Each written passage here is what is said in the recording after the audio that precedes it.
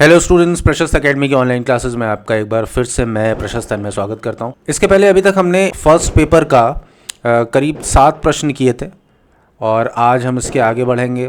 और आगे बढ़ने के पहले एक डिस्क्लेमर मैं दे दूं कि पिछले कुछ समय से मैं आपको वीडियोस नहीं दे पा रहा हूं क्योंकि कुछ मेडिकल इमरजेंसी की वजह से मैं समय नहीं दे पा रहा था, लेकिन अब चीज़ें बिल्कुल ठीक हैं, सॉर्टेड हैं। तो अब मैं कोशिश करूंगा कि आपको हर दिन 12 क्वेश्चन कम से कम आपको दूं और हफ्ते में आपके 72 से 75 के करीब प्रश्न और उनके आंसर अच्छी तरह से तैयार करवा दूं। तो चलिए अगले 3 से 4 महीनों के दौरान अधिक से अधिक प्रश्नों को कवर करने के इसी लक्ष्य को लेकर हम चलते हैं और कोशिश करते हैं कि हर एवेन्यू, हर डायमेंशंस को हम कवर करें अपने पूरे के पूरे सिलेबस के। और इसी क्रम में आज का जो पहला प्रश्न है वो करते हैं हम कि कला और संस्कृति इतिहास के मात्र उप उत्पाद नहीं है, वे सक्रिय शक्तियां हैं जो इसे आकार देती हैं। ओवरऑल इस अगर प्रश्न को देखा जाए तो ये क्या कहता है, ये आपसे सिर्फ ये पूछता है कि आप ये बताओ कि किस तरह से कला और संस्कृति इतिहास को आकार देती हैं या इतिहास पर कला और संस्कृति का क्या प्रभाव पड़ा है। तो अब इस प्रभाव को हम कैसे दिखाएंगे? हम मोस्टली जब इस तरह के प्रश्नों को डील कर रहे होते हैं तो हम क्या दिखाते हैं? सबसे पहले राजनीति पर क्या प्रभाव पड़ता है, राजनीतिक प्रभाव, दूसरा धार्मिक, तीसरा सामाजिक, ठीक है, और इसके बाद धर्म पर। तो यही 3-4 चीज़ें हम डिस्कस कर लेंगे। सबसे पहले आइए देख लेते हैं क्या क्या कीवर्ड्स आपको इस प्रश्न में याद रखने हैं। भूमिका में आपको याद रखना है कि कला संस्कृतियाँ जो है, कला और संस्कृति वो कि कोई निष्क्रिय शक्तियाँ नहीं हैं, वो इनएक्टिव पावर्स नहीं है, वो बड़ी एक्टिव पावर्स हैं जो इस पूरे हमारे समाज को दिशा देती हैं, हमारे दैनंदिन जीवन को दिशा देती हैं और इस तरह से संपूर्ण समाज पर, हमारे इतिहास पर भी अपना प्रभाव डालती हैं। किस तरह से प्रभाव डालती हैं? शासन को प्रभावित करके, समाज को प्रभावित करके और धर्म को प्रभावित करके। आपने भूमिका में लिख दिया, एक बार आप इन कीवर्ड्स को एक बार दिमाग में बैठा लीजिए। कला संस्कृति सक्रिय शक्तियाँ हैं, शासन, समाज और धर्म को दिशा, यह आपको भूमिका में लिखना है। अब आते हैं राजनीति या राज व्यवस्था पर इसका क्या प्रभाव पड़ता है। तो इसको बताने के लिए हम सबसे पहले मौर्य कला ले लेंगे कि किस तरह से मौर्य काल में अशोक ने अपने स्तंभों के माध्यम से संपूर्ण साम्राज्य में धर्म का प्रसार किया, संपूर्ण साम्राज्य का एकीकरण, राजनीतिक प्रशासनिक एकीकरण किया और साथ ही अपने शासन को वैधता दिलवाई जनता द्वारा। तो मौर्य यहाँ पर कला का सहारा लिया अशोक ने, अशोक स्तंभों के माध्यम से।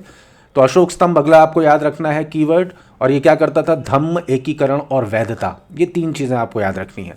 इसके बाद आप उसको और आगे बढ़ा के बता दीजिएगा कि किस तरह से सारनाथ का सिंह शीश वाला जो स्तंभ है, उसका जो उसका ऊपर वाला जो पार्ट है उसको हमने अपना राष्ट्रीय प्रतीक बनाया हुआ है। तो ये एक तरह की निरंतरता आपने प्रश्न में दिखा दी। हड़प्पा स्थापत्य आप दिखा देंगे किस तरह से हड़प्पा का जो नगर नियोजन था उसका भी एक आयाम ये था कि वो एक तरह की अनुशासित, व्यवस्था आधारित और नागरिक केंद्रित शासन की एक वैचारिक नींव को रखता है। कितनी उन्नत सभ्यता हुआ करती थी आपको, हमको पता ही है। किस तरह से वहाँ का जो जल निकास था वो बड़ा उन्नत था, दुर्गीकृत था। ग्रिड, जो सड़कें समकोण पर एक दूसरे को काटती थी, संपूर्ण नगर जो है ग्रिड व्यवस्था में बटा हुआ था। फिर समाज पर प्रभाव, वैदिक मूल्य, महाकाव्य। समाज पर प्रभाव में आप 2 कीवर्ड्स याद रखेंगे, वैदिक मूल्य, दूसरा महाकाव्य। वैदिक मूल्य में क्या याद रखेंगे? राजसूय और अश्वमेध यज्ञ। किस तरह से राजा पुराने समय में वैदिक ऋचाओं और अनुष्ठानों के माध्यम से, जो ब्राह्मण अनुष्ठान और वैदिक ऋचाओं का पाठ करते थे उसके माध्यम से विभिन्न तरह के यज्ञ किए जाते थे और इन यज्ञों के माध्यम से जो राजा होते थे वो अपनी सत्ता को स्थापित करते थे, वो अपनी सत्ता को एक तरह की वैधता प्रदान करते थे, अपनी शक्ति का प्रदर्शन करते थे और ये बताते थे कि समस्त प्रजा और छोटे छोटे सरदार या कबीले उनके अधीनस्थ हैं। तो इस तरह से क्या होता था, ये जो साहित्य था, जो वैदिक साहित्य था, उसने एक तरह से समाज पर भी अपना प्रभाव डाला। वहाँ पर सत्ता की स्थापना हुई और पदानुक्रम, समाज में पदानुक्रम किस तरह से बना, क्योंकि राजा जो है क्षत्रिय होता था और ब्राह्मण जो है अनुष्ठान करते थे। तो इस तरह से क्षत्रिय और ब्राह्मण का एक गठजोड़ स्थापित हुआ और सामाजिक पदानुक्रम यानी सोशल हायरार्की में बाकी जातियाँ इनके नीचे आ गईं। तो इस तरह वैदिक साहित्य ने जहाँ एक राजा की सत्ता को वैधता दी तो वहीं समाज में एक हायरार्की या पदानुक्रम को भी स्थापित किया। फिर महाकाव्य की अगर बात करें तो महाकाव्यों ने हमारे सामाजिक जीवन पर भी बहुत प्रभाव डाला, है ना। आए दिन हम अपने माँ बाप या अपने बड़ों से सुनते हैं कि देखो राम जी ऐसा करते थे, ऐसा पुत्र बनो, ऐसी पत्नी बनो और ऐसा भाई बनो लक्ष्मण जैसा। ये सारे के सारे उदाहरण हमारे महाकाव्य हमें देते हैं। ये सारे जीवन के आदर्श जो है हम अपने महाकाव्यों से लेते हैं। तो महाकाव्य ने समय समय पर हमारे जीवन के आदर्शों को भी निर्धारित किया। तो समाज पर प्रभाव डालने के लिए क्या है, पहला तो सत्ता और पदानुक्रम किस तरह से हुआ, वैदिक ऋचाओं और अनुष्ठानों के माध्यम से। फिर आप बताएंगे कि महाकाव्य हमारे दैनंदिन जीवन के आदर्शों को किस तरह से प्रभावित करते हैं।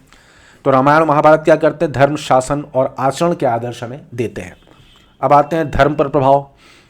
बौद्ध जैन कला, बराबर की गुफाएं, सांची के स्तूप, जैन प्रतिमाएं, ये किस तरह का संदेश देती हैं समाज में, अहिंसा, नैतिकता और धर्म प्रसार का। तो धर्म पर क्या प्रभाव पड़ा कि धर्म में अहिंसा, नैतिकता के जैसे तत्व शामिल हुए और धर्म का प्रसार भी हुआ इनके माध्यम से, कला के माध्यम से। ये सारी चीज़ों को बताने के बाद हमने निष्कर्ष बता दिया कि कला और संस्कृति इतिहास को आकार देने वाली शक्ति है। तो इस तरह से आपको 3 चीज़ें, इसमें कुछ ही कीवर्ड्स याद रखने हैं। पहला राजनीति पर प्रभाव, राजनीति प्रभाव में आपको मौर्य कला याद रखना है। उसके बाद हड़प्पा स्थापत्य याद रखना है। हड़प्पा स्थापत्य में आप याद रखिएगा कि नागरिक केंद्रित शासन की एक वैचारिक नींव पड़ी उस समय। समाज पर प्रभाव में आप क्या लिखेंगे, वैदिक मूल्य, महाकाव्य, वैदिक किस तरह से प्रभावित करते थे, ऋचाएं और अनुष्ठान, महाकाव्य किस तरह से प्रभावित करते थे। धर्म पर प्रभाव क्या पड़ा, तो बौद्ध और जैन कला, कला और साहित्य ने धर्म को भी, कला और संस्कृति ने धर्म को भी प्रभावित किया। किस तरह से जैन प्रतिमाएं, सांची के स्तूप, बराबर की गुफाएं, इन्होंने अहिंसा, नैतिकता जैसे तत्वों को धर्म में प्रमुखता दी और इसके अलावा धर्म के प्रसार का भी एक तरह से माध्यम बने। चले, तो अब इसी चीज़ को हमने यहाँ पर देखा हुआ है। अगर आप इसका PDF लेके उसको देखेंगे तो ये सारी चीज़ें आपको वहाँ पर मिल जाएंगी। एक बार मैं पढ़ देता हूँ। प्राचीन भारत में कला और संस्कृति केवल समाज का प्रतिबिंब नहीं थी, वे सक्रिय शक्तियों की तरह कार्य करती थी जो राजनीतिक वैधता, सामाजिक मूल्यों और धार्मिक विचारों को आकार देती थीं। राज्य व्यवस्था पर प्रभाव जो हमने नीचे पढ़ा था, पहला मौर्यकालीन कला और साम्राज्य की वैधता। कला क्या करती थी, साम्राज्य की वैधता देती थी साम्राज्य को। केवल स्मारक नहीं थे मौर्यकालीन कृतियां, वे धम्म के प्रसार, विशाल साम्राज्य के एकीकरण और अशोक की नैतिक सत्ता की स्थापना हेतु भी उपकरण थे। सिंह शीश का यहाँ पर जिक्र आ गया। स्थापत्य और सत्ता, हड़प्पा नगर योजना के विभिन्न तत्व था, अर्थात ग्रिड पैटर्न वाली सड़कें, उन्नत जल निकास, दुर्ग इत्यादि अनुशासन व्यवस्था और सामुदायिक उत्तरदायित्व के मूल दर्शाते थे। इस तरह से हड़प्पा स्थापत्य ने एक अनुशासित, व्यवस्थित और नागरिक केंद्रित शासन की एक वैचारिक नींव प्रदान की। समाज पर प्रभाव, वैदिक सांस्कृतिक मूल्य हमने देख लिया, ऋचा और अनुष्ठान, राजसूय और अश्वमेध यज्ञ के बारे में देख लिया था, नीचे समझ लिया था। राजसत्ता और सामाजिक पदानुक्रम और कर्तव्य आधारित संरचनाओं को परिभाषित किया। महाकाव्यों द्वारा स्थापित सामाजिक आदर्श, ये भी हमने देख लिया। रामायण महाभारत जैसे ग्रंथों ने धर्म, शासन, नैतिकता, स्त्री भूमिका और सामाजिक आचरण के आदर्श निर्मित किए। इन सांस्कृतिक ग्रंथों का प्रभाव राजनीतिक आदेशों से कहीं अधिक स्थायी रहा।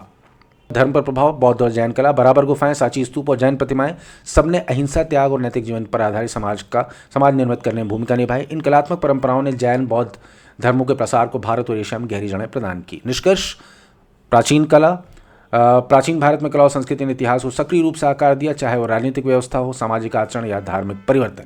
इसलिए वे इतिहास की सृजनकर्ता शक्तियाँ थी, न कि केवल उसके उपउत्पाद। ये प्रश्न खत्म हो गया।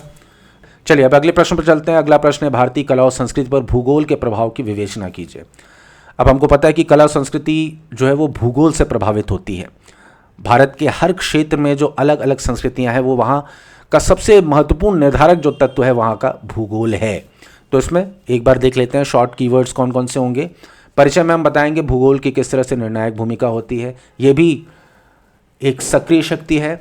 और इसके बाद एक तो हमें कला और संस्कृति के लिए कंटेंट देती है, यानी सामग्रियां देती हैं। सांची और भरौत के स्तूप नहीं बन पाते अगर उन्हें मध्य भारत से बलुआ पत्थर की निरंतर आपूर्ति सुनिश्चित नहीं होती। तो इस तरह से भूगोल ने सामग्री दी कला और संस्कृति के लिए। सांस्कृतिक क्षेत्रों का निर्धारण भी करते हैं एक तरह से। ये सारी चीज़ें अभी हम देख लेंगे। मुख्य भाग में आपको पहले लिखना है प्रश्न के कि नदी घाटियाँ किस तरह से विभिन्न सभ्यताओं, दुनिया की सभी बड़ी सभ्यताओं, जो शुरुआती सभ्यताएं थी, उन्नत सभ्यताएं थी, वो सभी नदी घाटियों में ही पनपी। क्यों पनपी ये भी हमें पता ही है, क्योंकि कृषि की शुरुआत हुई। जब से स्थायी जीवन शुरू हुआ तब से कृषि की शुरुआत हुई, या कह लें कि कृषि की शुरुआत हुई तभी से स्थायी जीवन शुरुआत हुआ। और कृषि कहाँ पर होगी? नदियों की घाटियों में, क्योंकि वहाँ पानी जल संसाधन प्रचुरता से उपलब्ध है। अब कृषि होगी तो कृषि अधिशेष होगा, कृषि अधिशेष होगा तो अधिशेष के बाद जो हमारे पास एक समृद्धि आएगी, उस समृद्धि का इस्तेमाल कला और संस्कृति के फलने फूलने में किया ही जाएगा। यही चीज़ हुई दुनिया की सारी सभ्यताओं में, भारत में भी यही हुआ। पर्वत क्या करते हैं हमारे यहाँ? खास तौर पर हिमालय को अगर आप देखें तो एक तरह की सांस्कृतिक बाधा भी है और ये सांस्कृतिक गलियारा भी बनाता है। हिमालय क्या करता है कि पश्चिम से आने वाली और उत्तर से आने वाली सभी बाहरी शक्तियों को उसने रोके रखा लंबे समय तक। इसके अलावा इसने एक जैसे खैबर पास और इस तरह के बहुत सारे दर्रों के माध्यम से दूसरी जो सिविलाइजेशंस थीं, जो दूसरी संस्कृतियां थीं, उनके बीच और हमारे बीच आदान प्रदान को भी सुगम बनाए रखा। तो एक तरफ इसने रोका और दूसरी तरफ एक फ्लो भी बनाए रखा कि उनसे विचार हम लें और हमसे विचार वो लें, इस तरह का आदान प्रदान भी बना रहे।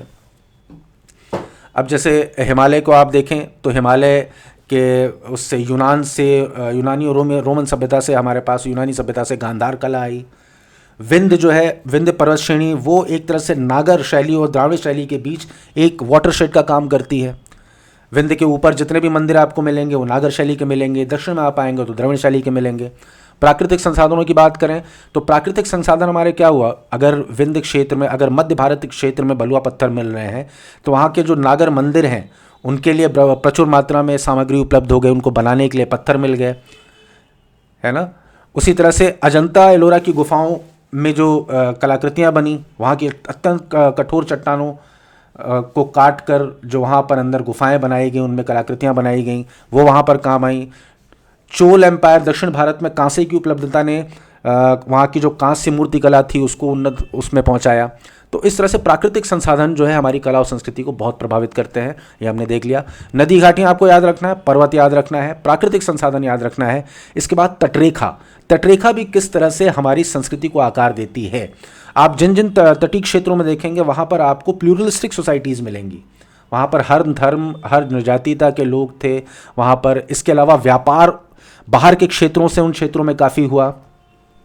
रोमन प्रभाव भी, अगर भारत में सबसे पहली जो मस्जिद बनी वो देखा जाए, सबसे पुरानी सबसे पहली जो मस्जिद बनी वो बनी केरल में, क्योंकि वो तटीय इलाका था वहाँ से, और मुस्लिम जो राज्य थे उनका संपर्क आसान था बनिस्बत स्थल मार्ग के। और इसी तरह दक्षिण पूर्वी एशिया में जो हमारा हिंदुत्व और बौद्ध धर्म जो बहुत तेज़ी से फैलाया था एक समय, वो भी तटरेखा की वजह से ही हुआ, क्योंकि हम तटरेखा के माध्यम से उनसे व्यापार भी करते थे, सांस्कृतिक आदान प्रदान, धार्मिक आदान प्रदान भी चलता रहता था। तो इस तरह से भूगोल में आपको 4 चीज़ें याद रखनी है: नदी घाटियाँ, पर्वत, प्राकृतिक संसाधन, तटरेखा। और निष्कर्ष आपको छोटा सा लिख देना है कि भूमि यानी भूगोल और लोगों का यानी संस्कृति, भूगोल और संस्कृति का कितना गहरा संबंध है। ठीक है, देख लेते हैं कि हमने क्या क्या इसमें देखा है, क्या क्या लिखा है। भारत की कला और संस्कृति को आकार देने में भूगोल ने एक निर्णायक और बहुआयामी भूमिका निभाई है। इसने कला के लिए सामग्रियों की उपलब्धता को निर्धारित किया।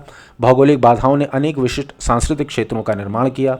व्यापार मार्गों और तटरेखाओं ने विभिन्न संस्कृतियों के बीच आदान प्रदान को सुगम बनाया। आप इस भाषा का अगर 20% 30% भी एग्जाम में लिख ले जाते हैं, अगर आप ये कीवर्ड्स आपको याद रहते हैं, अगर आप वो लिख जाते हैं, तो आप ये मान के चलिए कि बाकी बच्चों से आपको हमेशा 1 या आधे नंबर का एज या बेनिफिट आपको रहेगा ही रहेगा। मैं इस चीज़ की लिखित आपको गारंटी देता हूँ। ठीक है, अगर आप वैसा ही लिख रहे हैं जैसे बाकी सारे स्टूडेंट्स लिख रहे हैं तो आपको मार्किंग भी वैसे ही होगी। इसलिए आपको अपने आंसर को स्टैंड आउट करने के लिए इस तरह के कीवर्ड्स आपको इस्तेमाल करने होंगे। तो आप कीवर्ड्स ही खाली अगर याद रखते हैं तो बड़े आराम से आप उनको एक्सटेंड करके पूरा का पूरा आंसर बड़े अच्छे से लिख सकते हैं, एलैबोरेटेड वे में लिख सकते हैं। ठीक है, तो आपको इस तरह के कीवर्ड्स याद रखने हैं। भौगोलिक बाधाओं ने अनेक विशिष्ट सांस्कृतिक क्षेत्रों का निर्माण किया। व्यापार मार्गों तथा तटरेखाओं ने विभिन्न संस्कृतियों के बीच आदान प्रदान को सुगम बनाया। इस प्रकार भूगोल एक सक्रिय शक्ति रहा। ये हमने छोटा सा परिचय लिख दिया, बड़ा प्रभावी, इम्पैक्टफुल है। इसके बाद आप उत्तर के मुख्य भाग में आएंगे। पहले आप बताएंगे भौगोलिक प्रभाव के कौन कौन से आयाम हैं। सबसे पहला नदी घाटियाँ, जो हमने देखा। नदी घाटियाँ क्या काम करती हैं? सभ्यता और कला के पालने का काम करती हैं। ये कैडल्स ऑफ सिविलाइजेशंस। सिंधु और गंगा जैसी नदियों के उपजाऊ मैदानों ने कृषि अधिशेष को संभव बनाया, जिससे शहरीकरण और कलात्मक विकास का मार्ग प्रशस्त हुआ। अब कृषि अधिशेष आएगा, धन की उपलब्धता होगी, उत्पादन की उपलब्धता अधिकता होगी, तो उसका इस्तेमाल फिर दूसरी चीज़ों में किया जाएगा। मनुष्य के पास इतना समय होगा जो कला और संस्कृति से जुड़े तत्वों का वो विकास कर सके। वो शहरीकरण करेगा, नई नई कृतियाँ बनाएगा, कलाओं का विकास करेगा। ठीक है, उदाहरण सिंधु घाटी हड़प्पा सभ्यता का विकास हुआ, जहाँ मिट्टी के बर्तन, मोहरें और कांस्य मूर्ति कला जैसी कलाएं फली फूली। इसी प्रकार गंगा के मैदानों में पाटलिपुत्र जैसे शहरों ने कला को संरक्षण दिया, जिसका प्रमाण मौर्यकालीन स्तंभों और बौद्ध स्तूपों में मिलता है। अब ये हमने देख रहा नदी घाटियाँ सभ्यता के पालने। दूसरा, पर्वत सांस्कृतिक बाधाएं और गलियारे, दोनों रूपों में इसने काम किया है। भारत की पर्वत श्रृंखलाओं ने विशिष्ट सांस्कृतिक क्षेत्रों को जन्म दिया और सांस्कृतिक आदान प्रदान के लिए बाधाओं और गलियारों दोनों के रूपों में काम किया। अब यहाँ उदाहरण भी ले लेंगे कि उत्तर में हिमालय ने भारत को बाहरी प्रभावों से बचाते हुए एक विशिष्ट सभ्यता के विकास में मदद की, साथ ही यह मध्य एशिया से आने वाले प्रभावों के लिए गलियारा भी बना, जिससे गांधार कला का उदय हुआ। इसी तरह विंध्य श्रृंखला ने उत्तर और दक्षिण भारत की एक विभाजन रेखा का काम किया, जिससे नागर और द्रविड़ जैसी मंदिर वास्तुकला की भिन्न शैलियों का विकास हुआ। तो आपको दूसरा जो कीवर्ड है वो था पर्वत। पर्वत में आपको क्या क्या बताना है? सांस्कृतिक बाधाओं और गलियारों के रूप में। ठीक है, गांधार, द्रविड़, नागर, ये सब सारी चीज़ें आप बता देंगे अपने आप। ये आपका आंसर जो स्टैंड आउट करेगा बाकियों से। ठीक है, प्राकृतिक संसाधन में आते हैं। कला के माध्यम का निर्धारण। प्राकृतिक संसाधन जो होते हैं वो आपकी कला को सामग्री देते हैं। ठीक है, जैसे अगर हम बात करें कि मध्य भारत में बलुआ पत्थर की प्रचुरता थी, तो सांची और भरहुत जैसे स्तूपों का निर्माण संभव हुआ। दक्कन के पठार की कठोर चट्टानों ने अजंता और एलोरा की भव्य गुफाओं जैसी रॉक कट वास्तुकला, ये रॉक कट की जगह आप शैलकृत वास्तुकला कर दीजिएगा, को जन्म दिया। दक्षिण में धातुओं की उपलब्धता ने चोल कांस्य मूर्तियों के निर्माण को प्रेरित किया, जो धातु विज्ञान की उत्कृष्टता का प्रतीक है। तो प्राकृतिक संसाधन में आप बता देंगे कि कला और शैली के माध्यम को गहराई से प्रभावित किया सांची भरहुत स्तूप, अजंता एलोरा और चोल कांस्य मूर्तियां। ये 3 आप कीवर्ड्स याद रखेंगे, इसमें आप बड़े आराम से लिख ले जाएंगे। तटरेखा। भारत की लंबी तटरेखा ने समुद्री व्यापार और सांस्कृतिक आदान प्रदान के लिए एक प्रवेश द्वार के रूप में कार्य किया। जैसे अरिकामेडू जैसे बंदरगाहों से रोमन साम्राज्य के साथ व्यापार के पुरातात्विक साक्ष्य मिलते हैं। अरिकामेडू आपने देखा होगा, पुदुचेरी के पास, जहाँ तक मुझे याद है, पुदुचेरी जो आधुनिक पुदुचेरी है उसके पास स्थित ये बंदरगाह है। तो वहाँ से रोम से वहाँ से इनका व्यापार होता था, यूनान और रोम की सभ्यताओं से। प्लिनी ने नेचुरल हिस्टोरिका में भारत के इसी व्यापार की निंदा भी की है और इस बात का गुस्सा जताया कि किस तरह से सारा का सारा जो यूनान का सोना है वो भारत खींचता चला जा रहा है इसी व्यापार के माध्यम से। तो तटरेखा ने व्यापार और सांस्कृतिक प्रसारण में बड़ी महत्वपूर्ण भूमिका का निर्वाह किया। तो आप इसमें बता देंगे व्यापार और सांस्कृतिक आदान प्रदान। 2-3 कीवर्ड्स याद रखिएगा, अरिकामेडू, रोमन साम्राज्य के साथ जो व्यापार भी है और पुरातात्विक व्यापार तो हुआ जिसके पुरातात्विक हमें साक्ष्य भी मिलते हैं। इसके अलावा वहाँ का जो कलात्मक प्रभाव था वो भी भारत में आया। गांधार कला का विकास यहीं से हुआ। इनफैक्ट अशोक के समय में जो स्तंभों का जो कलाकारी है, कहा जाता है कि उस पर भी ईरान के अखमनी साम्राज्य का काफ़ी प्रभाव था, वहाँ की अखमनी साम्राज्य की कला का काफ़ी प्रभाव था। तो तटरेखा ने व्यापारिक और सांस्कृतिक आदान प्रदान के माध्यम के रूप में कार्य किया। अंकोर वाट और बोरोबुदूर जैसे स्मारकों का भी आप नाम ले लीजिएगा, किस तरह से जो दक्षिण पूर्वी देश थे वहाँ पर भारत का सांस्कृतिक और व्यापारिक आदान प्रदान हुआ और वहाँ पर इम्पैक्ट भी पड़ा भारत का। इस तरह से आपने ये सारी चीज़ें बता दी मुख्य भाग में। अब एक संक्षेप से आपको यहाँ पर निष्कर्ष लिख देना है। निष्कर्ष क्या कि अतः यह स्पष्ट है कि भारत का भूगोल इसकी कला और संस्कृति के विकास का एक अभिन्न अंग रहा है। नदी घाटियों से लेकर पहाड़ों, प्राकृतिक संसाधनों, तटरेखाओं तक प्रत्येक भौगोलिक तत्व ने भारत की समृद्ध, विविध और अनूठी सांस्कृतिक विरासत को गढ़ने में एक सक्रिय भूमिका निभाई है। इस तरह से हमारा यह प्रश्न खत्म हो गया। क्विक रिवीजन नोट्स को आप 2-3 बार खुद से याद करने की कोशिश करिए। एक बार वीडियो को पॉज करके कागज़ पर इसको लिखने की कोशिश करिए। आपको कौन कौन से कीवर्ड्स याद आ रहे हैं, पूरा उत्तर का स्केलेटन आपको याद आ रहा है कि नहीं। तो आप जितना अपने दिमाग को रिकॉल करने के लिए प्रेरित करेंगे, आपकी मेमोरी उतनी ही अच्छी होती चली जाएगी। ठीक है, चलिए आगे बढ़ते हैं हम लोग। अगला है, हिंद महासागर केवल एक भौगोलिक विशेषता नहीं था बल्कि आर्थिक और सांस्कृतिक आदान प्रदान का एक गतिशील राजमार्ग था जिसने भारत की पहचान और प्रभाव को गहराई से आकार दिया। अब आपको बताना है कि हिंद महासागर का हमारे कला और संस्कृति पर क्या प्रभाव पड़ा। ठीक है, इसमें पहले आप कुछ कीवर्ड्स याद रख लीजिए। कीवर्ड्स कौन कौन से हैं? सबसे पहले आपको याद रखना है के.एम. पणिकर का नाम। के.एम. पणिकर आपको पता ही होगा कि भारत के एम्बेसडर रह चुके हैं फ्रांस में और चाइना में ये इतिहासकार भी थे, उपन्यासकार भी थे। इनका एक कथन है जो बड़ा इंपॉर्टेंट कि जिसका हिंद महासागर पर नियंत्रण होगा वही एशिया का भाग्य विधाता होगा। तो के.एम. पणिकर आप सिर्फ नाम याद रखिएगा, आपको ये कोटेशन याद आ जाएगी। फिर इसी परिचय में आपको बताना है कि भौगोलिक विशेषता गतिशील आर्थिक सांस्कृतिक राजमार्ग ही है। ये केवल हमारे भूगोल का भाग नहीं है, बल्कि एक गतिशील आर्थिक सांस्कृतिक राजमार्ग है जिसके माध्यम से आर्थिक और सांस्कृतिक आदान प्रदान होता है सदियों से। अब उत्तर के मुख्य भाग में हम क्या लिखेंगे, आर्थिक समृद्धि किस तरह से आई हिंद महासागर के जरिए। एक तो मानसूनी हवाओं के साथ होने वाला जो व्यापार था, उसी रूट को फॉलो करते हुए हमने कई देशों के साथ उस समय व्यापार किया, और उस व्यापार के जरिए जो समृद्धि आए उससे चोल राजाओं ने किस तरह से कला और मंदिरों को संरक्षण दिया, यह हम अपनी आर्थिक समृद्धि वाले कीवर्ड वाले हेडिंग में लिख लेंगे। तो आपको पहली जो हेडिंग याद रखनी है, कीवर्ड याद रखना है, वो आर्थिक समृद्धि है। दूसरा है सांस्कृतिक रूपांतरण। इन्हीं तटरेखाओं के जरिए, हिंद महासागर से जुड़ी तटरेखाएं हैं, उससे हमारी संस्कृति का भी प्रसार हुआ। दक्षिण पूर्व एशिया में, खास तौर पर साउथ ईस्ट एशिया में किस तरह से भारतीय सभ्यता का प्रसार हुआ। आप कंबोडिया का अंकोर वाट मंदिर याद करिए, बोरोबुदूर, ये सारे जो मंदिर हैं ये बताते हैं, इस बात का जीता जागता सबूत है कि किस तरह से भारतीय सभ्यता का दक्षिण पूर्व एशिया में प्रसार हुआ। आज भी इंडोनेशिया की 95% पॉपुलेशन मुसलमान होते हुए भी वहाँ पर भी रामलीला का मंचन आज भी उसी जोश खरोश से होता है। तो आर्थिक समृद्धि के अलावा सांस्कृतिक रूपांतरण किस तरह से दक्षिण पूर्व एशिया का किया भारत ने हिंद महासागर के जरिए, तो संस्कृति का प्रसार हुआ हमारे इसी हिंद महासागर के चलते।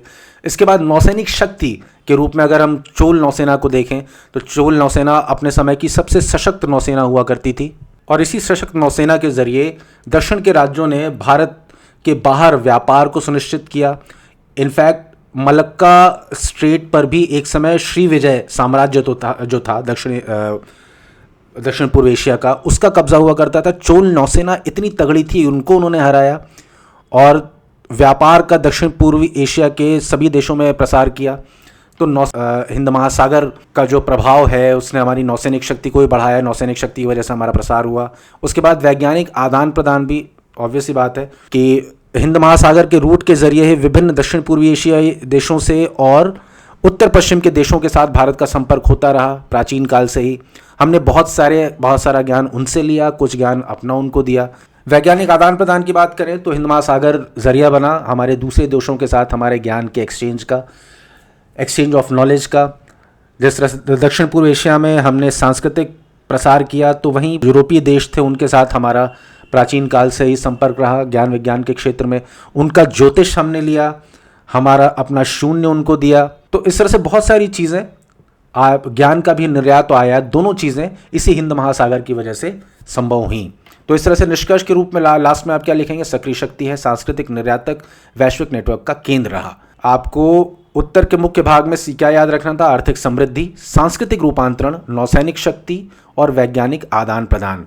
आर्थिक, सांस्कृतिक, नौसैनिक और वैज्ञानिक, ये 4 कीवर्ड्स आप याद रखना, आपका पूरा उत्तर ये तैयार हो गया। चलिए अब इसका एक्सप्लेनेशन देख लेते हैं फटाफट। प्रसिद्ध इतिहासकार के.एम. पणिकर ने कहा था, जिसका हिंद महासागर पर नियंत्रण होगा वही एशिया का भाग्य विधाता होगा। ये कथन हिंद महासागर के सामरिक महत्व के साथ साथ उसके गहरे सांस्कृतिक और आर्थिक प्रभाव को भी रेखांकित करता है। हिंद महासागर के प्रभाव के विविध आयाम हमने क्या याद किया था, आर्थिक, सांस्कृतिक, उसके बाद सामरिक और तकनीकी यानी वैज्ञानिक। आर्थिक समृद्धि में वही मानसूनी हवाओं से संचालित समुद्री व्यापार ने भारत को अफ्रीका, अरब और रोमन साम्राज्य से जोड़ा। तो मानसूनी हवाओं का जो व्यापार था, मानसूनी हवाओं से संचालित, उससे भारत के किससे जुड़ा, अफ्रीका, अरब और रोमन साम्राज्य से। अभूतपूर्व आर्थिक समृद्धि आई। उदाहरण, चोल जैसे तटीय राज्यों ने इस व्यापार से प्राप्त धन का उपयोग विशाल मंदिरों के निर्माण, कला और साहित्य को संरक्षण देने में किया, जिससे एक समृद्ध सांस्कृतिक युग का सूत्रपात हुआ। तो इस तरह से जो हिंद महासागर का प्रभाव था वो हमारी कला और संस्कृति पर कितना गहरा पड़ा वो आप देख लीजिए। अगला है सांस्कृतिक और सामाजिक रूपांतरण। समुद्री व्यापार ने तटीय शहरों में एक शक्तिशाली व्यापारी वर्ग और बहुलवादी समाजों के उदय को प्रेरित किया। हमारे तटीय शहरों में व्यापारी वर्ग और बहुलवादी समाजों के उदय को प्रेरित किया। इससे भी महत्वपूर्ण बात यह है कि हिंद महासागर भारतीय संस्कृति के प्रसार का मुख्य माध्यम बना। हिंदू धर्म और बौद्ध धर्म भारतीय कला और शासन प्रणाली के साथ समुद्री मार्गों से दक्षिण पूर्व एशिया तक पहुंचे, जिससे वहां भारतीयकृत राज्यों की स्थापना हुई। तो सांस्कृतिक प्रसार कैसे हुआ, तटीय शहरों में शक्तिशाली व्यापारी वर्ग, बहुलवादी समाज, उसके बाद हिंदू धर्म, बौद्ध धर्म का दक्षिण पूर्व एशिया तक पहुंचना और वहां पर भारतीयकृत राज्यों की स्थापना होना, सांस्कृतिक प्रसार को दर्शाता है। फिर सामरिक नौसैनिक शक्ति, महासागर पर नियंत्रण ने भारत को एक प्रमुख नौसैनिक शक्ति के रूप में उभरने का अवसर दिया। उदाहरण, चोल राजवंश ने एक शक्तिशाली नौसेना विकसित की जिससे न केवल व्यापार मार्गों को सुरक्षित किया बल्कि श्रीविजय जैसे राज्यों के खिलाफ सैन्य अभियान चलाकर भारतीय प्रभाव का विस्तार भी किया। खैर, अगर इस श्रीविजय साम्राज्य की बात करें तो ये दरअसल 7वीं से 13वीं शताब्दी तक दक्षिण पूर्वी एशिया में ये एक बड़ी शक्ति था और जावा सुमात्रा के जैसे द्वीपों पर इसका साम्राज्य था, वहीं पर यह केंद्रित था। और ये मलक्का और सुंडा का जो जलडमरू मध्य जो स्ट्रेट है, इससे होने वाले व्यापार पर इसका पूरा नियंत्रण था। अब इस पर नियंत्रण की वजह से क्या हुआ, जो चोलों का जो व्यापार चीन से होता था या उनका जो चीन से सांस्कृतिक आर्थिक जो भी संपर्क था वो इससे बाधित होता था। तो क्या हुआ कि चोलों ने अंततः 1025 ईस्वी में राजेंद्र चोल ने श्रीविजय साम्राज्य के खिलाफ लड़ाई की और बहुत सारे बंदरगाहों को उनसे जीत लिया और चोलों का पूरे हिंद महासागर पर एक तरह से प्रभुत्व स्थापित हो गया। चोलों की झील कहा जाता था हिंद महासागर को एक समय। तो इस तरह से सामरिक नौसैनिक शक्ति, इस पर भी हिंद महासागर का काफ़ी प्रभाव रहा है। किस तरह से शक्तिशाली चोल नौसेना विकसित हुई और किस तरह से दक्षिण पूर्वी एशिया के राज्यों को उसने जीता, वहाँ पर अपना सैन्य प्रभुत्व स्थापित किया। उसी तरह से तकनीकी और वैज्ञानिक आदान प्रदान भी संभव हुआ, सुगम हुआ इसी हिंद महासागर की वजह से। भारत ने समुद्री नेटवर्क का उपयोग न केवल व्यापार के लिए बल्कि ज्ञान के आदान प्रदान के लिए भी किया। भारत ने जहाज निर्माण की तकनीकें और शून्य जैसी गणितीय अवधारणाओं का निर्यात किया। चोलों से ही जहाज निर्माण की तकनीकें बाहर गईं, शून्य जैसी अवधारणा, गणितीय अवधारणा बाहर गई, जबकि यूनानी, रोमन खगोल विज्ञान और ज्योतिष जैसे वैज्ञानिक ज्ञान को भारत ने आत्मसात किया। तो ज्ञान का आयात निर्यात भी चला इसी हिंद महासागर के जरिए। निष्कर्ष, इस प्रकार हिंद महासागर प्राचीन भारत के लिए एक निष्क्रिय भौगोलिक सीमा नहीं बल्कि एक सक्रिय और गतिशील शक्ति था। इसने न केवल भारत को आर्थिक रूप से समृद्ध किया बल्कि इसे एक प्रमुख सांस्कृतिक निर्यातक और एक वैश्विक समुद्री नेटवर्क के केंद्र के रूप में स्थापित किया। महासागर के इस प्रभाव ने भारत के आंतरिक समाज को आकार दिया और विश्व मंच पर इसके स्थायी प्रभाव की नींव रखी और आज भी उसकी निरंतरता जारी है। हिंद महासागर में नियंत्रण और बंगाल की खाड़ी में नियंत्रण के लिए चीन जैसी शक्तियां आज भी संघर्षरत हैं दूसरी शक्तियों के साथ, और भारत भी एक तरह से इस पूरी प्रतिस्पर्धा में एक सशक्त खिलाड़ी है। तो हिंद महासागर ने न केवल प्राचीन भारत को प्रभावित किया बल्कि आज भी इसका प्रभाव निरंतर जारी है। चलिए अब अगले प्रश्न पर आते हैं। भारतीय सभ्यता की उल्लेखनीय सांस्कृतिक निरंतरता के लिए उत्तरदायी प्रमुख कारकों का विश्लेषण कीजिए। अब सांस्कृतिक निरंतरता के लिए आपको कारक बताने हैं। इसका मुझे लगता है कि इसके आप कीवर्ड्स याद भी रखेंगे, सिर्फ कीवर्ड्स तो बड़े आराम से आप उनको एक्सप्लेन कर ले जाएंगे। उत्तरदायी कारक में क्या है, पहला तो भौगोलिक है, दूसरा धार्मिक है, तीसरा सामाजिक ढांचा, चौथा आक्रमण, आत्मसातकरण और फिर लास्ट में लिखेंगे निष्कर्ष। तो मुख्य भाग में क्या क्या चीजें हैं। भौगोलिक, तो भौगोलिक का क्या मतलब हुआ, यहाँ पर हिमालय एक प्राचीर, एक प्रहरी की तरह हमारी लगातार हमारी संस्कृति की रक्षा करता रहा। ठीक है। दूसरा, हमारे जो भारतीय उपमहाद्वीप में जो अलग अलग पर्वत श्रेणियाँ हैं, जंगल है, उन्होंने वहाँ की स्थानीय परंपराओं को संरक्षित रखा। इतने बाहरी आक्रमणों के बावजूद वो संस्कृतियाँ, वो जनजातियाँ, उनकी सभ्यताएं वो अक्षुण्ण बनी रहीं। तो इस तरह से भौगोलिक कारक एक उत्तरदायी कारक है जिसने हमारी सांस्कृतिक निरंतरता को बनाए रखा। दूसरा है धार्मिक कारक। पहले तो हम बहुत लचीले हैं, कोई हठधर्मिता नहीं है। समय के साथ जितने भी बाह्य आक्रमण हुए, बाहरी सभ्यताओं संस्कृतियों ने हम पर आक्रमण किया, उसके तत्वों को हम लेते चले गए और अपने धर्म को हम लचीला बनाते चले गए। उनकी अच्छी चीज़ों को हमने आत्मसात किया, उनको ग्रहण किया और उनको अपनी व्यवस्था में स्थान दिया। तो इस तरह से धार्मिक रूप से जो लचीलापन था, इसने हमारी संस्कृति को बनाए रखा।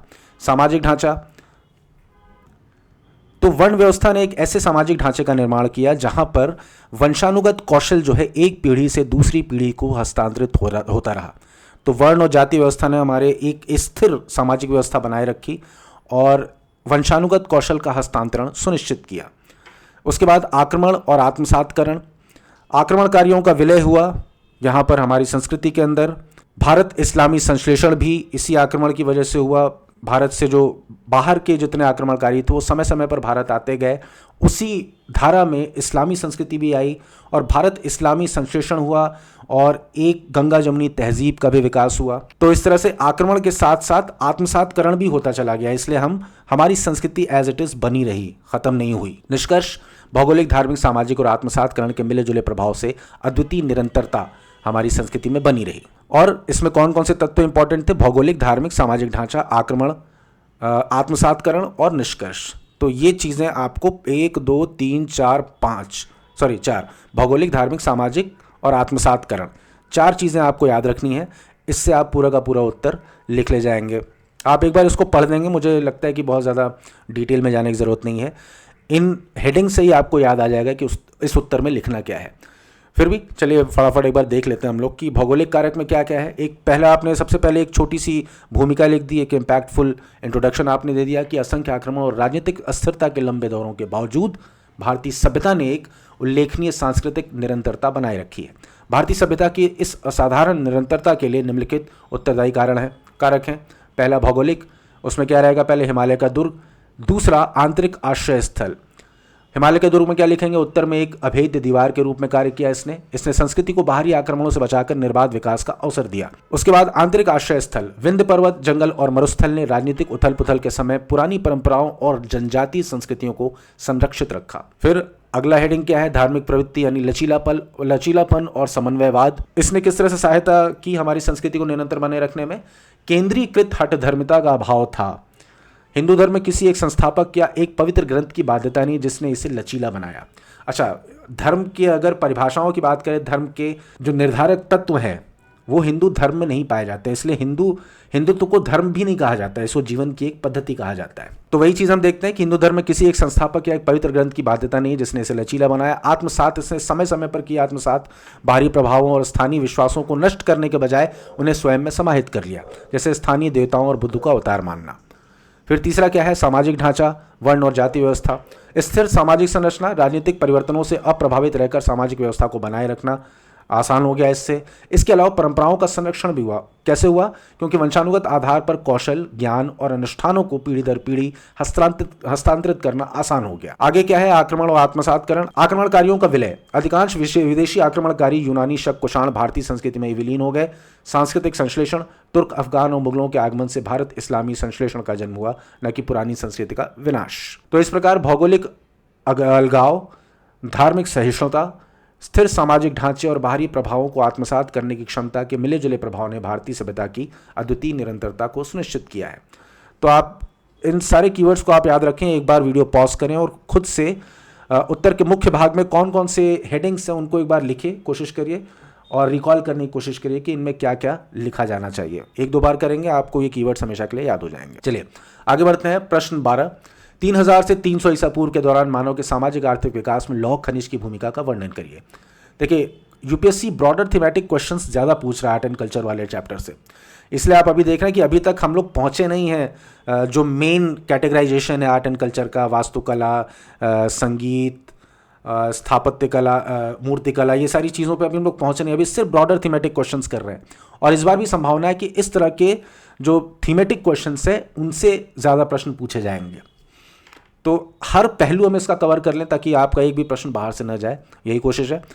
तो इस कोशिश में, इस कवायद में हमारा अगला प्रश्न है कि मानव के सामाजिक आर्थिक विकास में लौह खनिज की भूमिका क्या रही है, इसमें हम कैसे बताएंगे इसका। चलिए इसके कीवर्ड्स कुछ याद कर लेते हैं। पहले, भूमिका में लौह प्रौद्योगिकी का आगमन उत्तर वैदिक काल में 1000 ईसा पूर्व भारतीय सामाजिक आर्थिक परिदृश्य में क्रांतिकारी था। एक छोटा सा भूमिका बना देंगे।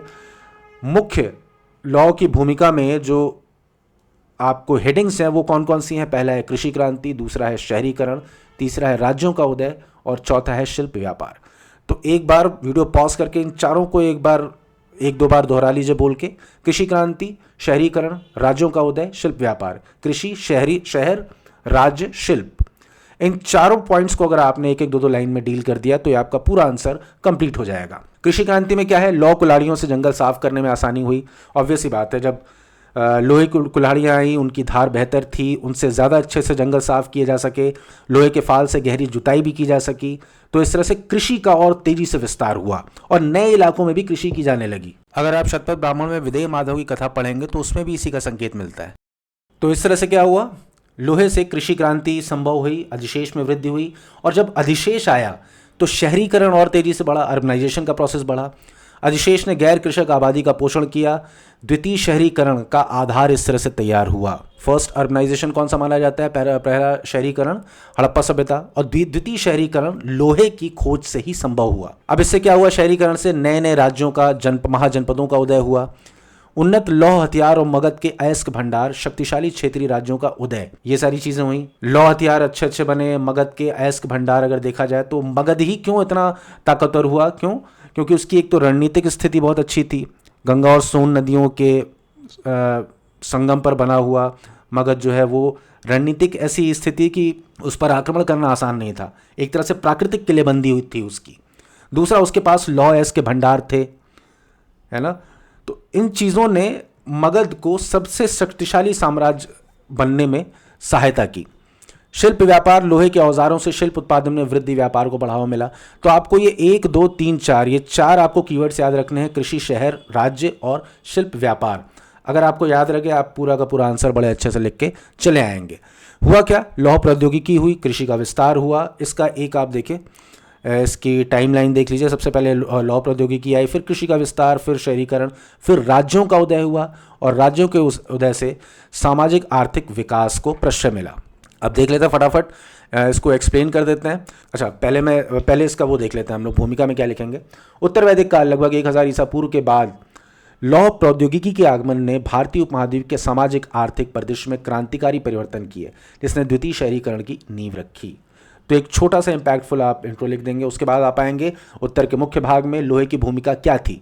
इसने क्या किया? सबसे पहले कृषि क्रांति की, लोहे की कुल्हाड़ियों से घने जंगलों को साफ करना आसान हो गया, लोहे के फाल वाले हलों ने गहरी जुताई को संभव बनाया। इससे कृषि उत्पादन में अभूतपूर्व वृद्धि हुई और एक विशाल कृषि अधिशेष का उत्पादन हुआ। द्वितीय शहरीकरण, इससे आगे द्वितीय अब अधिशेष आया है, तो एक बड़ी गैर कृषक आबादी जैसे कि कारीगर, व्यापारियों और शासकों का भरण पोषण किया इस कृषि अधिशेष ने, जो शहरों के विकास के लिए आवश्यक था। इसने महाजनपद काल में गंगा के मैदानों में शहरी केंद्रों के उदय का मार्ग प्रशस्त किया। राज्यों का उदय क्या हुआ, कैसे हुआ? कृषि अधिशेष और उन्नत लौह हथियारों ने मगध जैसे बड़े क्षेत्रीय राज्यों के उदय में महत्वपूर्ण भूमिका निभाई। मगध के पास समृद्ध लौह अयस्क के भंडार थे, जिससे उसे बेहतर हथियार बनाने और अंततः अपना सैन्य प्रभुत्व स्थापित करने में मदद मिली। शिल्प और व्यापार का विकास, लोहे के औजारों ने शिल्प उत्पादन जैसे कि बढ़ईगिरी और निर्माण को बढ़ावा दिया, जिससे व्यापार और वाणिज्य में भी वृद्धि हुई। संक्षेप में, लौह प्रौद्योगिकी ने कृषि का विस्तार किया, शहरीकरण को गति दी और शक्तिशाली राज्यों के गठन को संभव बनाया, जिससे प्राचीन भारत के सामाजिक आर्थिक विकास की दशा पूरी तरह से बदल गई। अब इस वीडियो को पॉज करिए और जितने भी मैंने ये क्विक रिवीजन नोट्स में जितने भी शॉर्ट कीवर्ड्स हैं, जो शॉर्ट नोट्स है, उसको एक बार मन में रिकॉल करने की कोशिश करिए और दोबारा लिखिए और देखिए आपको कितना याद रहता है। अब चलते हैं, हमारा जो मेन कैटेगराइजेशन है, जो मुख्य भाग है हमारा कला और संस्कृति की, सबसे पहले हम उसमें शुरू करेंगे आर्किटेक्चर और मूर्तिकला को एक साथ हम देखेंगे। तो इसमें सबसे पहला प्रश्न है कि हड़प्पा सभ्यता की स्थापत्य कला की विशेषताएं एवं नगर नियोजन का वर्णन कीजिए। अब इसका अगर हम एक बार शॉर्ट नोट्स देख लें, सारी चीज़ें जो आज तक हम पढ़ते चले आ रहे हैं, है ना, हड़प्पा सभ्यता में नगर नियोजन इतना एडवांस क्यों था, वो सारी चीज़ें इसमें आपको लिख देनी है। स्थापत्य विशेषताएं में आपको बता देना, पक्की ईंटों का प्रयोग, सार्वजनिक भवन, किलेबंदी, गोदाम और जो लोगों के आवास जो बनते थे वो। तो आपको 1, 2, 3, 4, 5, 6 स्थापत्य विशेषताओं में आपको ये 6 वर्ड्स याद रखने हैं। ईंट, सार्वजनिक भवन, किलेबंदी, गोदाम यानी अन्नागार, आवास जो लोगों के आवास हुआ करते थे। सार्वजनिक भवन में आपको स्नानागार याद आ जाएगा, उसका उदाहरण आप दे देंगे। फिर नगर नियोजन में आप क्या बताएंगे? ग्रिड, सड़कें एक दूसरे को संपूर्ण पर काटती थीं, है ना। जल निकास, ड्रेनेज बहुत उच्च स्तर का था। हर घर जो है पक्की नालियों के माध्यम से मुख्य नालियों से जुड़ा होता था। क्षेत्र विभाजन, 2 तरह के क्षेत्रों में बांटा गया था, जो जोनिंग की गई थी उसको आप बता देंगे कि किस तरह से नगर को उछले दुर्ग और निचले नगर में विभाजित किया गया था। उछले दुर्ग जहां पर एलीट क्लास के लोग रहा करते थे और बाकी निचले नगर में जहां पर साधारण जनता रहा करती थी। बंदरगाह, जल प्रबंधन, ये सारी चीज़ें हम बता देंगे। आपको सिर्फ स्थापत्य विशेषताओं में ईंट, सार्वजनिक भवन, किलेबंदी, गोदाम और आवास याद रखना है। नगर नियोजन में आपको याद रखना है ग्रिड, ड्रेनेज या जल निकास, क्षेत्र विभाजन, ऊंचा दुर्ग और निचला नगर। बंदरगाह में आपको लोथल वगैरह का एग्जाम्पल दे देना है। जल प्रबंधन, ये आपको बता देना है कि ड्रेनेज कितना उच्च क्वालिटी का था। ये सारी चीज़ें बताने के बाद लास्ट में आपको महत्व बता देना है कि सभ्यता ने केवल आर्थिक और सांस्कृतिक दृष्टि से उन्नत, बल्कि तकनीकी और प्रशासनिक संगठन में अग्रणी है। अब यहाँ पर उत्तर को मैं इन चीज़ों को एक्सप्लेन करूँ उससे पहले पॉज करिए और एक बार इन सारे कीवर्ड्स को अपने दिमाग में रिकॉल करने की कोशिश करिए। हो सके तो उनको कहीं रिकॉल करके उनको किसी कागज पर लिख लीजिए। लिख लिया? ठीक है, चलिए अब इनको एक्सप्लेन करते हैं बारी बारी। हमने कौन कौन से कीवर्ड्स याद किए थे? सबसे पहले एक छोटा सा इंट्रोडक्शन। हड़प्पा सभ्यता, जिसे सिंधु सरस्वती सभ्यता भी कहते हैं, विश्व की सबसे प्राचीन नगरीय सभ्यताओं में से एक थी, लगभग 2600 से लेकर 1900 ईसा पूर्व तक।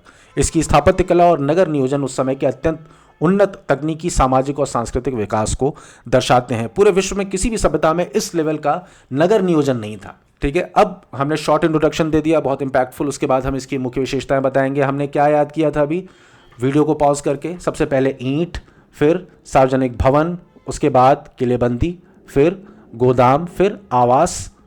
ये 5 कीवर्ड्स याद किए थे। पक्की ईंटों में क्या लिखेंगे? भवन निर्माण में समान आकार की पक्की ईंटों का मानकीकृत प्रयोग जो जलरोधी और टिकाऊ थी। हमको अनुपात भी पता है, हमने याद किया होगा प्रीलिम्स के टाइम में कि 1:2:4 इन ईंटों का अनुपात हुआ करता था। अगर वो याद आता है तो आप वो भी लिख दीजिए। फिर सार्वजनिक भवन, मोहनजोदाड़ो का महान स्नानागार जल प्रबंधन और धार्मिक आध्यात्मिक अनुष्ठानों का श्रेष्ठ उदाहरण है। किलेबंदी, नगर ऊंचे प्लेटफॉर्म पर और दीवारों से घिरे रहते थे, जिससे सुरक्षा और बाढ़ से बचाव सुनिश्चित होता था। इसके अलावा गोदाम और अन्नागार, हड़प्पा और लोथल जैसे स्थलों पर बड़े पैमाने पर अनाज भंडारण के लिए विशाल कोठार बनाए गए थे, ताकि ऐसी स्थिति में जब कृषि बहुत अच्छी ना हुई हो, है ना, अकाल के समय में इन अन्नागारों का सहयोग लिया जा सके और जनता के बीच राशन का वितरण किया जा सके। आवासीय संरचना, हर घर जो है 1 या 2 मंजिला मकान, खुले आंगन और पक्की फर्श के साथ होता था। उन घरों में निजी स्नान घर और जल निकासी व्यवस्था थी। सोचिए कितनी उन्नत सभ्यता हुआ करती थी। तो हमने ये 5 वर्ड्स को एक एक लाइन में एक्सप्लेन कर दिया: ईंट, सार्वजनिक भवन, किलेबंदी, गोदाम और आवास। अब नगर नियोजन की विशेषताओं में हमको 5 वर्ड्स और हैं, उनको भी एक एक लाइन में बता देना है। पहला है नगर नियोजन में ग्रिड योजना। सड़कों का जाल उत्तर, दक्षिण और पूर्व पश्चिम में सीधा काटता था, जिससे समकोण बनते थे। फिर क्या है? जल निकास व्यवस्था। पक्की और ढकी हुई नालियां प्रत्येक घर को मुख्य नाली से जोड़ती थीं। सफाई हेतु निरीक्षण कूप भी बने थे, यानी सभी घरों में पक्की और ढकी हुई नालियां हुआ करती थीं और सभी घरों की नालियां मुख्य नाली से भी जुड़ती थीं। कितना अच्छा सीवेज सिस्टम था उस समय का, आप सोचिए। और सफाई के लिए पॉट होल्स, निरीक्षण कूप भी बने होते थे जगह जगह पर। क्षेत्र विभाजन, नगर को ऊंचे दुर्ग क्षेत्र और निचले नगर में विभाजित किया गया था। ये क्षेत्र विभाजन भी आपने पढ़ा होगा आर.एस. शर्मा में। बंदरगाह और व्यापार केंद्र, लोथल का गोदी घर समुद्री व्यापार की उन्नति का लोथल का गोदीवाड़ा समुद्री व्यापार की उन्नति का प्रमाण है। तो लोथल का आपको यहाँ पर एग्जाम्पल दे देना है। फिर आते हैं जल प्रबंधन पर। कुओं का व्यापक प्रयोग और जलाशयों का निर्माण, ये सब जल प्रबंधन के उन्नत तत्वों को दर्शाते हैं। तो इस तरह से हमने उन्हीं कीवर्ड्स को एक एक लाइन में एक्सप्लेन कर दिया। उस तरह से हमारा उत्तर हो गया। लास्ट में एक छोटा सा निष्कर्ष रूप में आप लिख दीजिएगा कि हड़प्पा की स्थापत्य और नगर नियोजन प्रणाली से पता चलता है कि सभ्यता न केवल आर्थिक और सांस्कृतिक दृष्टि से उन्नत थी, बल्कि तकनीकी और प्रशासनिक संगठन में भी अग्रणी थी। अब एक बार फिर से आप वीडियो को पॉज करिए और दोबारा इस पूरे कीवर्ड्स, इस पूरे शॉर्ट नोट्स को रिकॉल करने की कोशिश करिए और इन शॉर्ट नोट्स का अपने पास कंपाइलेशन रखते जाइए। रात में जब भी सोएं तो पूरे दिन में जितने भी आपने प्रश्न पढ़े उनके शॉर्ट नोट्स को एक बार पढ़िए और आंख बंद करके उनको दोबारा रिवाइज करने की कोशिश करिए। इनको जितनी बार आप रिवाइज करेंगे, आपके एग्जाम में आपकी आंसर राइटिंग उतनी ही आसान होती चली जाएगी। ठीक है, अब चलिए अगले प्रश्न पर बढ़ते हैं। मौर्यकालीन स्थापत्य और मूर्तिकला की विशेषताओं का वर्णन कीजिए। अब इस प्रश्न में अगर देखा जाए तो मौर्यकालीन स्थापत्य और मूर्तिकला की विशेषताओं का वर्णन करना आपको, तो प्रश्न के पहले भाग में आप स्थापत्य की विशेषताओं का वर्णन करेंगे और दूसरे भाग में मूर्तिकला की विशेषताओं का वर्णन करेंगे। तो इसका एक शॉर्ट नोट्स हम लोग देख लेते हैं। सबसे पहले शॉर्ट नोट्स तैयार करेंगे। वीडियो खत्म होने के बाद वीडियो पॉज करके 2-3 बार उस शॉर्ट नोट्स के कीवर्ड्स को अपने मन में दोहराएंगे। उसके बाद एक्सप्लेनेशन वाले पार्ट पर आप आएंगे। ठीक है, तो क्विक रीजन नोट्स देख लेते हैं इसका। पहले तो इंट्रोडक्शन में हमको इसका काल बता देना है कि 322 से 185 ईसा पूर्व था और कला और स्थापत्य का स्वर्णिम युग माना जा सकता है। कला और स्थापत्य का नहीं, कुछ हद तक स्थापत्य कला और मूर्ति कला का स्वर्ण युग से माना जा सकता है। समग्र रूप से कला और संस्कृति का स्वर्ण युग तो गुप्त काल को माना जाता है, लेकिन यह बड़ा इनोवेटिव काल था। इसमें बड़े पैमाने पर पहली बार क्रांतिकारी विशेषताएं देखी गई इस मूर्ति कला और स्थापत्य कला में। इसलिए आप सीमित अर्थों में से स्वर्णिम युग कह सकते हैं स्थापत्य कला और मूर्ति कला का। तो परिचय दे दीजिएगा, काल डाल दीजिए, बता दीजिए स्वर्णिम युग मूर्ति कला और स्थापत्य कला का माना जा सकता है। स्थापत्य में आप बताएंगे अशोक के महल जो थे उसमें पत्थर और लकड़ी का पहली बार प्रयोग हुआ इतने बड़े पैमाने पर। इनफैक्ट इसका जो अवशेष जो इसके मिले हैं वो पटना के कुम्हरार में मिले हैं और बहुत बड़े भव्य स्तंभों वाला एक बड़ा सभा हॉल हुआ करता था, इससे पता चलता है। इसके अलावा स्तंभों की अगर बात करें तो जो अशोक के स्तंभ थे वो भी काफ़ी महत्वपूर्ण है। वो क्यों इम्पोर्टेंट? क्योंकि वो एकाश्म हुआ करते थे, एक ही पत्थर को तराश के बनाया गया है। उसमें अवांगमुखी कमल, अगर आपको याद होगा, घंटाकृति आधार हुआ करता था। पशु शीर्ष भी सब, हर उस पर किसी न किसी पशु को शीर्ष पर स्थापित किया गया है ना, कहीं बैल कहीं सिंह। तो ये स्तंभों की विशेषता थी, एकाश्म होते थे, घंटाकृति आधार होता था, पशु शीर्ष होता था। स्तूप, सांची और भरूच के स्तूप के बारे में बता दीजिएगा, और इन स्तूपों में किस तरह से तोरण द्वार बनाए गए हैं, वेदिकाएं बनाई गई, रेलिंग्स बनाई गई हैं। इसके अलावा गुफाओं की अगर आप बात कर दें तो स्थापत्य में आपको महलों के बारे में बताना है, स्तंभों के बारे में बताना है, स्तूप के बारे में बताना है, गुफाओं के बारे में बताना है। यानी उत्तर के पहले भाग में आपको ये 4 कीवर्ड याद होने चाहिए: महल, स्तंभ, स्तूप और गुफाएं। गुफाओं में आप बाराबर और नागार्जुनी गुफाओं का एक लाइन में लिख देंगे। मूर्तिकला में अशोक स्तंभ शीर्ष, यथार्थवाद। यथार्थवाद में क्या, यही बताएंगे कि जिस मनुष्य और पशुओं की जो आकृतियां हैं वो बड़ी बिल्कुल रियलिस्टिक इमेजेस, बड़ी रियलिस्टिक स्कल्पटिंग हुई है उनकी, उन मांसपेशियां उनकी दिखती हैं, चेहरे पर भाव दिखता है एक खास। ठीक है, इसी प्रकार से मूर्तिकला में मौर्य पॉलिश बड़ी उन्नत पॉलिश मानी जाती थी। पत्थर को बिल्कुल इस तरह से पॉलिश करते थे जैसे लगे कि शीशा है, वो इतना स्मूथ बना देते थे। इसके बाद धार्मिक प्रेरणा, प्रत्येक जो स्तंभ होता था या मूर्तियां होती थी वो अधिकांश जो है बुद्ध के जीवन की घटनाओं से रिलेटेड होती थी। ठीक है, कहीं सिंह है, कहीं कमल है, कहीं बैल है, इस तरह की चीज़ें, इस तरह के प्रतीकों का प्रयोग काफ़ी हुआ है।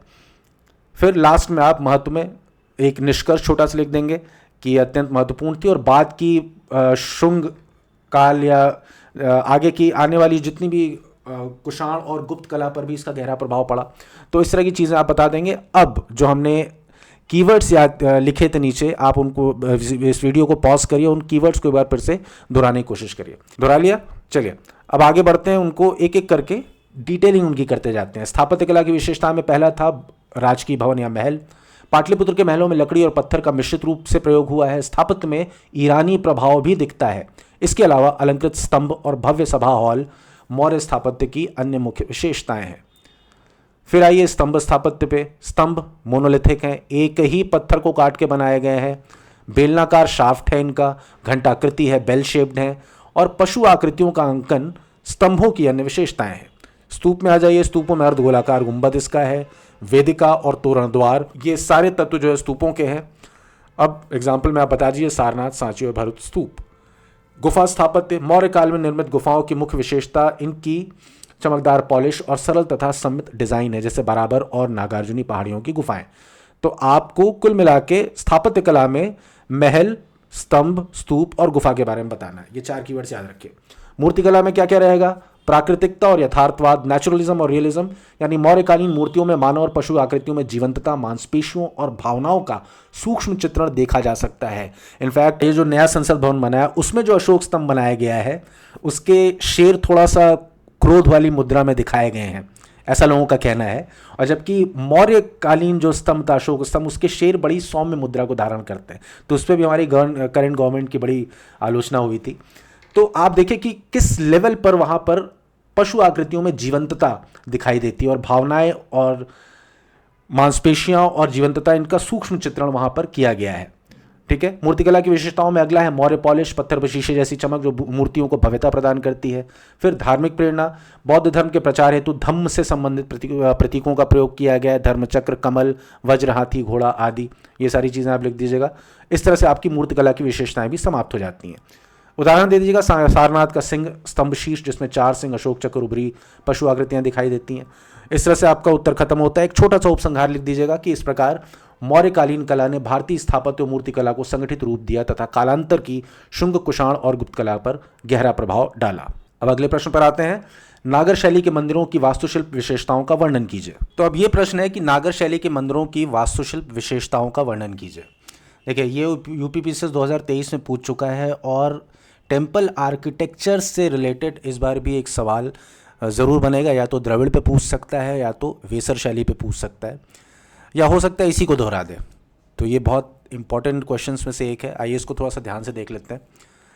इसमें आपको पहले तो साथ में मेरे याद करिए कि कौन कौन से कीवर्ड्स से याद रखेंगे आप नागर शैली को। नागर शैली की जो मुख्य विशेषताएं हैं उसमें पहला याद रखिए वर्ड चबूतरा, दूसरा गर्भगृह, तीसरा शिखर, चौथा मंडप, पांचवा पंचायतन, उसके बाद छठा समृद्ध नक्काशी। तब ये साथ साथ या तो बोलिए या तो वीडियो को पॉज करके दोबारा इसको 2-3 बार इसको रिपीट करिए। चबूतरा, गर्भगृह, शिखर, चबूतरा, गर्भगृह, शिखर, मंडप, पंचायतन, नक्काशी। चबूतरा, गर्भगृह, शिखर, मंडप, पंचायतन, नक्काशी। ये 6 कीवर्ड्स आपको याद रहेंगे। आप पूरा का पूरा नागर शैली का मंदिर वास्तुकला की विशेषताएं लिख के चले आएंगे, बड़े अच्छे से मार्क्स आपको मिलेंगे। एक बार इसको चित्र में देख के समझने की कोशिश करते हैं कि ये भाग कौन कौन से हैं। तो पहले तो आप कीवर्ड्स याद करिए। पहला कीवर्ड क्या था? चबूतरा, जिसको कहते हैं जगती। चलिए, अगर आपको इसको याद करना है तो बेहतर होगा कि आप किसी नागर शैली में बने मंदिर का कोई 3D इमेज देख लीजिए ऑनलाइन, उससे आपको याद रहेगा। जैसे हाल ही में जो अयोध्या का मंदिर बना है वो नागर शैली में बना है, तो अगर आप उसको बहुत ध्यान से 2-3 बार देख लेंगे तो आपको सारी चीज़ें याद हो जाएंगी कि इसकी विशेषताएं क्या क्या है। आइए एक बार चित्र से इसको समझने की कोशिश करते हैं हम लोग। नागर शैली में सबसे पहले जो चीज़ हमने याद की थी वो चबूतरा। तो यहाँ पर देखिए ये पूरा चबूतरा बना हुआ दिख रहा है, इसको हम कहते हैं, ये देखिए जगती प्लेटफॉर्म। एक बड़े से चबूतरे पर, एक बड़े से एलिवेटेड प्लेटफॉर्म पर, ऊंचे चबूतरे पर ये पूरा मंदिर खड़ा है। तो ये हो गया हमारा जगती यानी ऊंचा चबूतरा। अब इसके ऊपर हमने दूसरा कीवर्ड क्या याद किया था? हमारा दूसरा कीवर्ड था गर्भगृह। तो आप जब किसी भी मंदिर में ऊपर सीढ़ियों से चढ़ के ऊपर उसके मंदिर में जब प्रवेश करते हैं तो जहाँ पर उसके मुख्य आराध्य देव या देवता या देवी की मूर्ति होती है, वो जिस कक्ष में रखी होती है उसको हम क्या कहते हैं? गर्भगृह, सैंक्टम सैंक्टोरम इंग्लिश में। तो हमने पहले क्या याद किया? ये रहा हमारा आधार, जिसको हम क्या कहते हैं? जगती। उसके बाद गर्भगृह, जहाँ पर मुख्य देवता की मूर्ति रखी जाती है, जिनमें पूजा होती है। उसके बाद उसके सामने उसके ऊपर जो है, जो गर्भगृह के सबसे ऊपर जो शिखर होता है, जो सबसे ऊंचा होता है पूरे मंदिर में, नागर शैली के मंदिरों में सबसे ऊंचा जो टावर, जो मीनार होती है, उसको हम क्या कहते हैं? शिखर। और यही चीज द्रविड़ शैली के मंदिरों में कहलाती है विमान। तो हमने क्या 3 चीजें याद की? पहला जगती, जो एलिवेटेड प्लेटफॉर्म है, जो ऊंचा चबूतरा है। उसके बाद गर्भगृह, जिसमें मुख्य आराध्य की मूर्ति रखी जाती है, और उसके ऊपर ठीक होता है शिखर। अच्छा, अब जिस कक्ष में खड़े होकर हम उनकी स्तुति करते हैं, कई बार गर्भगृह बहुत छोटा होता है तो सिर्फ पुजारियों के प्रवेश करने की उसमें अनुमति होती है, दूसरे लोग नहीं जा सकते, लेकिन उसके सामने एक बड़ा सभा मंडप होता है, एक बड़ा सभा हॉल होता है, जहाँ पर हम खड़े होकर सारी आराधनाएं करते हैं। हनुमान जी का मंदिर तो वहाँ हनुमान चालीसा पढ़ते हैं, या अलग अलग देवी देवताओं की स्तुतियाँ करते हैं जहाँ पर खड़े होके। तो उस हॉल को हम कहते हैं मंडप। जो गर्भगृह के ठीक सामने वाला बड़ा हॉल होता है उसको कहते हैं मंडप, सभा हॉल। ठीक है, तो ये हमने 4 चीजें तैयार कर ली। अब अगला क्या है? फिर हमने याद किया था पंचायतन। पंचायतन का मतलब, पंचायतन शैली का मतलब कि मुख्य मंदिर के चारों ओर 4 कोनों पर दूसरे अन्य देवताओं का मंदिर होना। तो 4 कोनों पर 4 अलग अलग देवता और बीच में मुख्य आराध्य देवता। तो इस तरह के शैली के जो मंदिर कहलाते हैं वो क्या कहते हैं? पंचायतन शैली के मंदिर। और पंचायतन मंदिर शैली जो है वो नागर शैली की एक बड़ी अनन्य महत्वपूर्ण विशेषता है। ठीक है, ये हमने 5 चीजें याद कर ली। अब अगला क्या याद किया था कि नक्काशियां। आप किसी भी नागर शैली के मंदिर को देखेंगे तो मंदिर की बाहरी दीवारों पर बड़ी बड़ी भव्य नक्काशियां की जाती हैं, ज्यामितीय डिज़ाइनें बनाई जाती हैं, मूर्तियां बनाई जाती हैं, तो बहुत ही अलंकृत होती हैं इनकी दीवारें।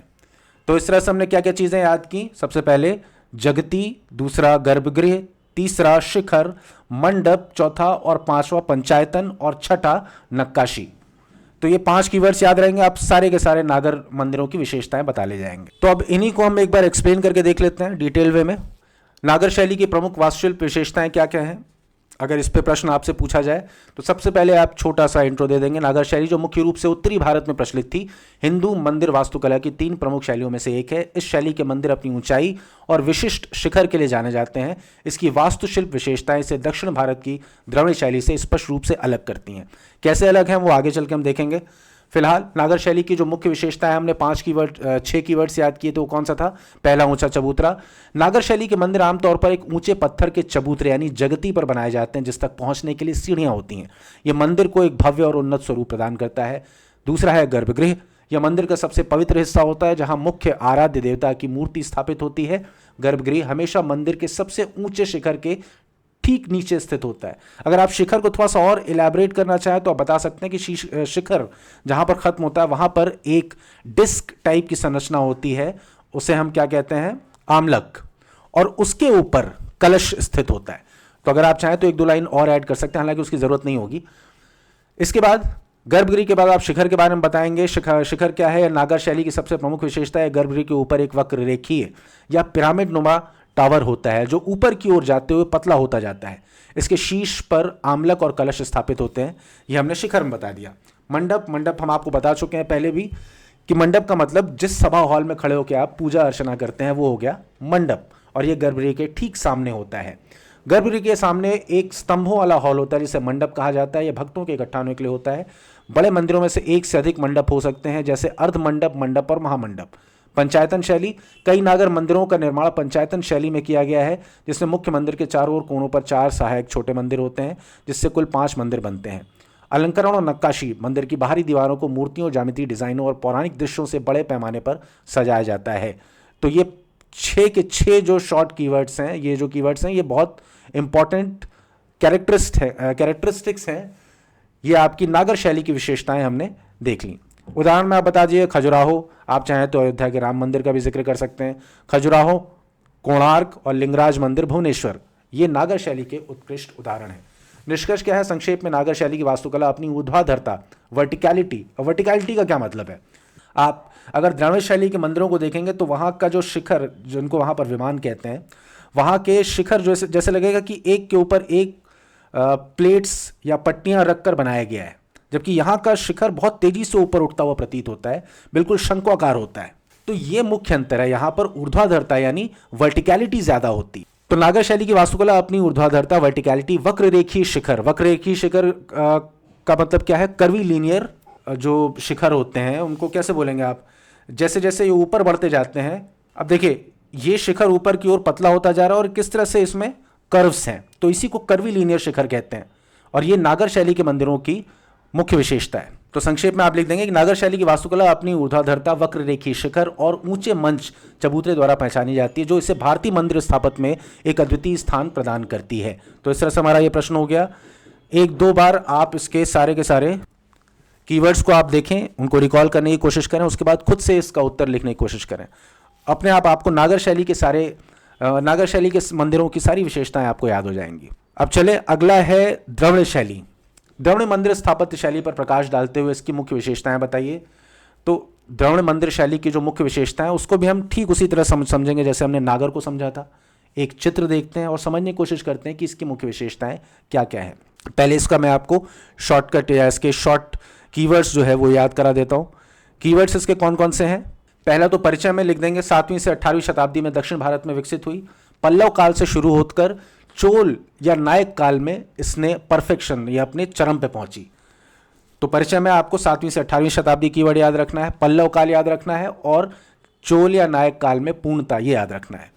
विशेषताएं में पहला है गोपुरम, दूसरा है विमान, तीसरा है मंडप, चौथा है प्रदक्षिणा पथ और पांचवा है जलकुंड।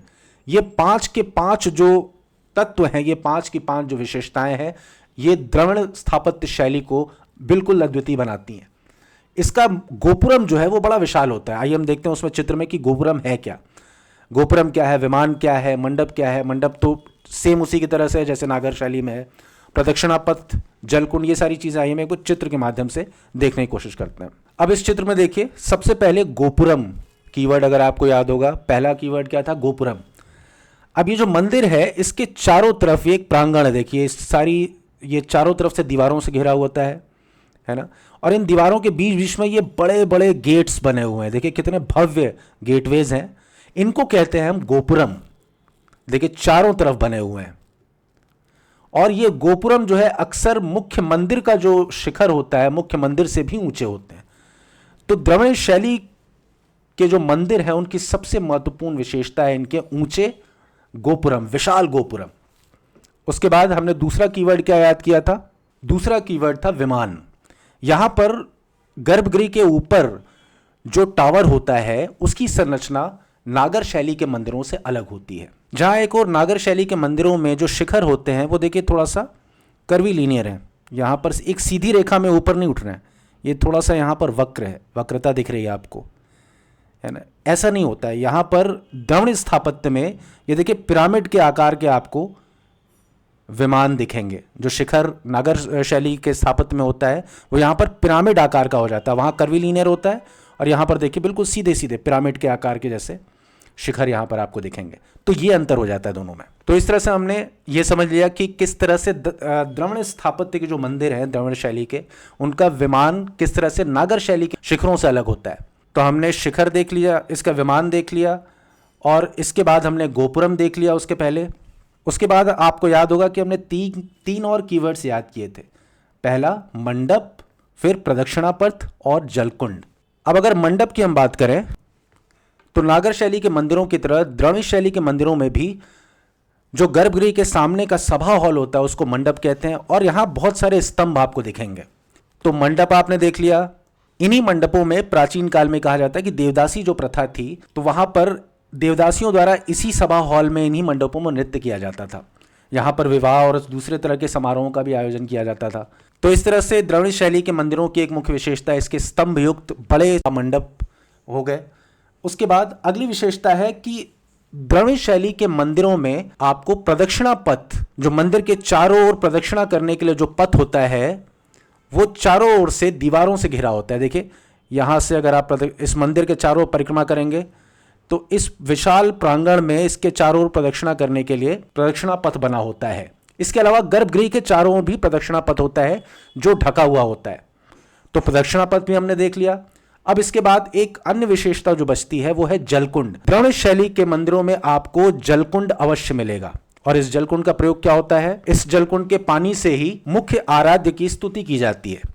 तो ये जलकुंड उसी लिए बनाया गया है। तो इस तरह से हमने कौन कौन से 5 मुख्य विशेषताएं याद कर ली द्रविड़ स्थापत्य शैली के मंदिरों की: गोपुरम, विमान, मंडप, प्रदक्षिणा पथ और जलकुंड। अब इसी को 1-2-3 बार आप देख लेंगे तो अपने आप आपको ये पूरा का पूरा याद हो जाएगा। आपको ये कीवर्ड्स याद होने चाहिए। चलिए मैं एक बार फटाफट इसको पढ़ देता हूं। द्रविड़ मंदिर वास्तुकला शैली का विकास 7वीं से 18वीं शताब्दी के भारत के दक्षिणी क्षेत्रों में मुख्य रूप से तमिलनाडु, कर्नाटक, केरल और आंध्र प्रदेश राज्यों में हुआ। यह शैली पल्लव काल की शैलकृत वास्तुकला यानी रॉक कट से शुरू होकर चोल काल में वृहदेश्वर मंदिर के साथ अपनी पूर्णता तक पहुंची, और कालांतर में नायक शैली में बने विशाल गोपुरमों के निर्माण पर केंद्रित रहा। इसकी निम्नलिखित विशेषताएं इसे भारत की अन्य स्थापत्य शैलियों से अलग करती है। विशेषताएं: गोपुरम हमने देख लिया। अब क्या होते हैं गोपुरम? मंदिरों के प्रवेश द्वार पर बने विशाल और भव्य द्वार जो ऊंचाई में मंदिर के शिखरों से भी बड़े हो सकते हैं। ये परवर्ती चोल, पांड्य और विजयनगर युद्ध में अत्यधिक विकसित हुए। विमान: गर्भगृह के ऊपर जैसे नागर शैली में शिखर होते हैं, यहाँ विमान होता है। गर्भगृह के ऊपर बना टावर या शिखर जो पिरामिड नुमा होता है। हमने देख लिया किस तरह से नागर शैली के मंदिरों के शिखरों से अलग होता है। नागर शैली के विपरीत इसमें वक्रता नहीं होती, ये सीधे सीधे होते हैं, लीनियर होते हैं। वो कर्वी लीनियर था। मंडप: यह स्तंभों से युक्त सभा या नृत्य कक्ष होता है। इसमें पत्थरों पर उत्कृष्ट नक्काशी मिलती है। कई बार संगीत, नृत्य या विवाह हेतु उनका उपयोग होता था। अब प्रदक्षिणा पथ पे आ जाए। मंदिर की परिक्रमा करने के लिए इसके चारों एक विशाल प्रदक्षिणा पथ होता है जो ऊंची प्राचीरों से घिरा होता था। इसके अतिरिक्त गर्भगृह के चारों ढके हुए प्रदक्षिणा पथ भी पाए जाते हैं। आपको ये जो ऊंची प्राचीरें और बड़ा सा प्रांगण, ये सब आपको नागर शैली के मंदिरों में नहीं मिलेगा। फिर अंतिम विशेषता हो गई द्रविड़ शैली के मंदिरों की जलकुंड। मंदिर परिसर में पवित्र जलकुंड भी स्थित होता है। यह कुंड स्नान या पूजा के लिए जल के प्रयुक्त होता है। संक्षेप में द्रविड़ मंदिर स्थापत्य अपनी भव्यता, सटीक ज्यामिति, विशाल गोपुरम, सीढ़ी नुमा, पिरामिड नुमा विमानों और अलंकृत मंडपों के लिए प्रसिद्ध है। यह केवल एक स्थापत्य शैली नहीं बल्कि दक्षिण भारतीय राज्यों की धार्मिक भावना, कलात्मक उत्कृष्टता और राजनीतिक शक्ति का प्रतीक है, जिसने भारतीय सभ्यता को अनेक कालजयी स्मारक प्रदान किए। तो अगर इसका 1-2 लाइन भी आपने लिख लिया इस तरह के उपसंहार का तो बहुत इंपैक्टफुल आंसर हो जाएगा। अब वीडियो पॉज करिए और जो जो विशेषताएं थी उनको 1-2 बार अपने दिमाग में दोहरा के लिखने की कोशिश करिए, तो आपका द्रविड़ मंदिर स्थापत्य पूरी तरह से तैयार हो जाएगा। अब आगे चलते हैं हम लोग वेसर मंदिर स्थापत्य शैली का एक संक्षिप्त परिचय देते हुए इसकी मुख्य विशेषताएं बताइए इस प्रश्न पर। तो अगला प्रश्न है वेसर मंदिर स्थापत्य शैली का एक संक्षिप्त परिचय देते हुए इसकी मुख्य विशेषताएं बताइए। अब हमने नागर शैली के मंदिर देख लिए, द्रविड़ शैली के मंदिर देख लिए, तो उन दोनों का सम्मिलित प्रभाव या उनकी संकर शैली को हम कहते हैं वेसर मंदिर शैली। अब इसकी मुख्य विशेषताएं क्या क्या हैं? उसके लिए हम एक बार कीवर्ड्स देख लेते हैं। मुख्य विशेषता है कि ये संकर स्वरूप का है। नागर शैली से इसमें ऊर्ध्वाधर विमान की संरचना ली गई है। द्रवणी शैली से इसमें लिया गया है विमान और मंडप की जो संरचना है वो द्रवणी शैली से प्रभावित होती है। तो नागर शैली से ऊर्ध्वाधर विमान, द्रवणी से विमान प्लस मंडप संरचना। इसके बाद इसमें जो जगती होती, जो प्लेटफॉर्म होता है, नागर शैली के समान इसमें एक ऊंचे चबूतरे पर बनाया जाता है मंदिर को, लेकिन इसका जो चबूतरा या जो प्लेटफॉर्म होता है वो स्टार शेप्ड होता है, तारे के आकार का होता है। तो कई जगह पर बहुत तीखे कोण होते हैं अंदर की ओर, बाहर की ओर, तो तारे का जैसा स्ट्रक्चर होता है वैसे इसका आधार होता है। इसके अलावा जटिल नक्काशी, सूक्ष्म स्तंभ, अलंकृत दीवारें, छतों पर विस्तृत नक्काशी, प्रदक्षिणा पथ का अभाव, ये कुछ दूसरे कीवर्ड्स हैं। तो अभी आप 1 सेकंड के लिए वीडियो को रोकिए, पॉज करिए और मुख्य विशेषताएं इसकी याद कर लिए। कीवर्ड्स कौन कौन से हैं?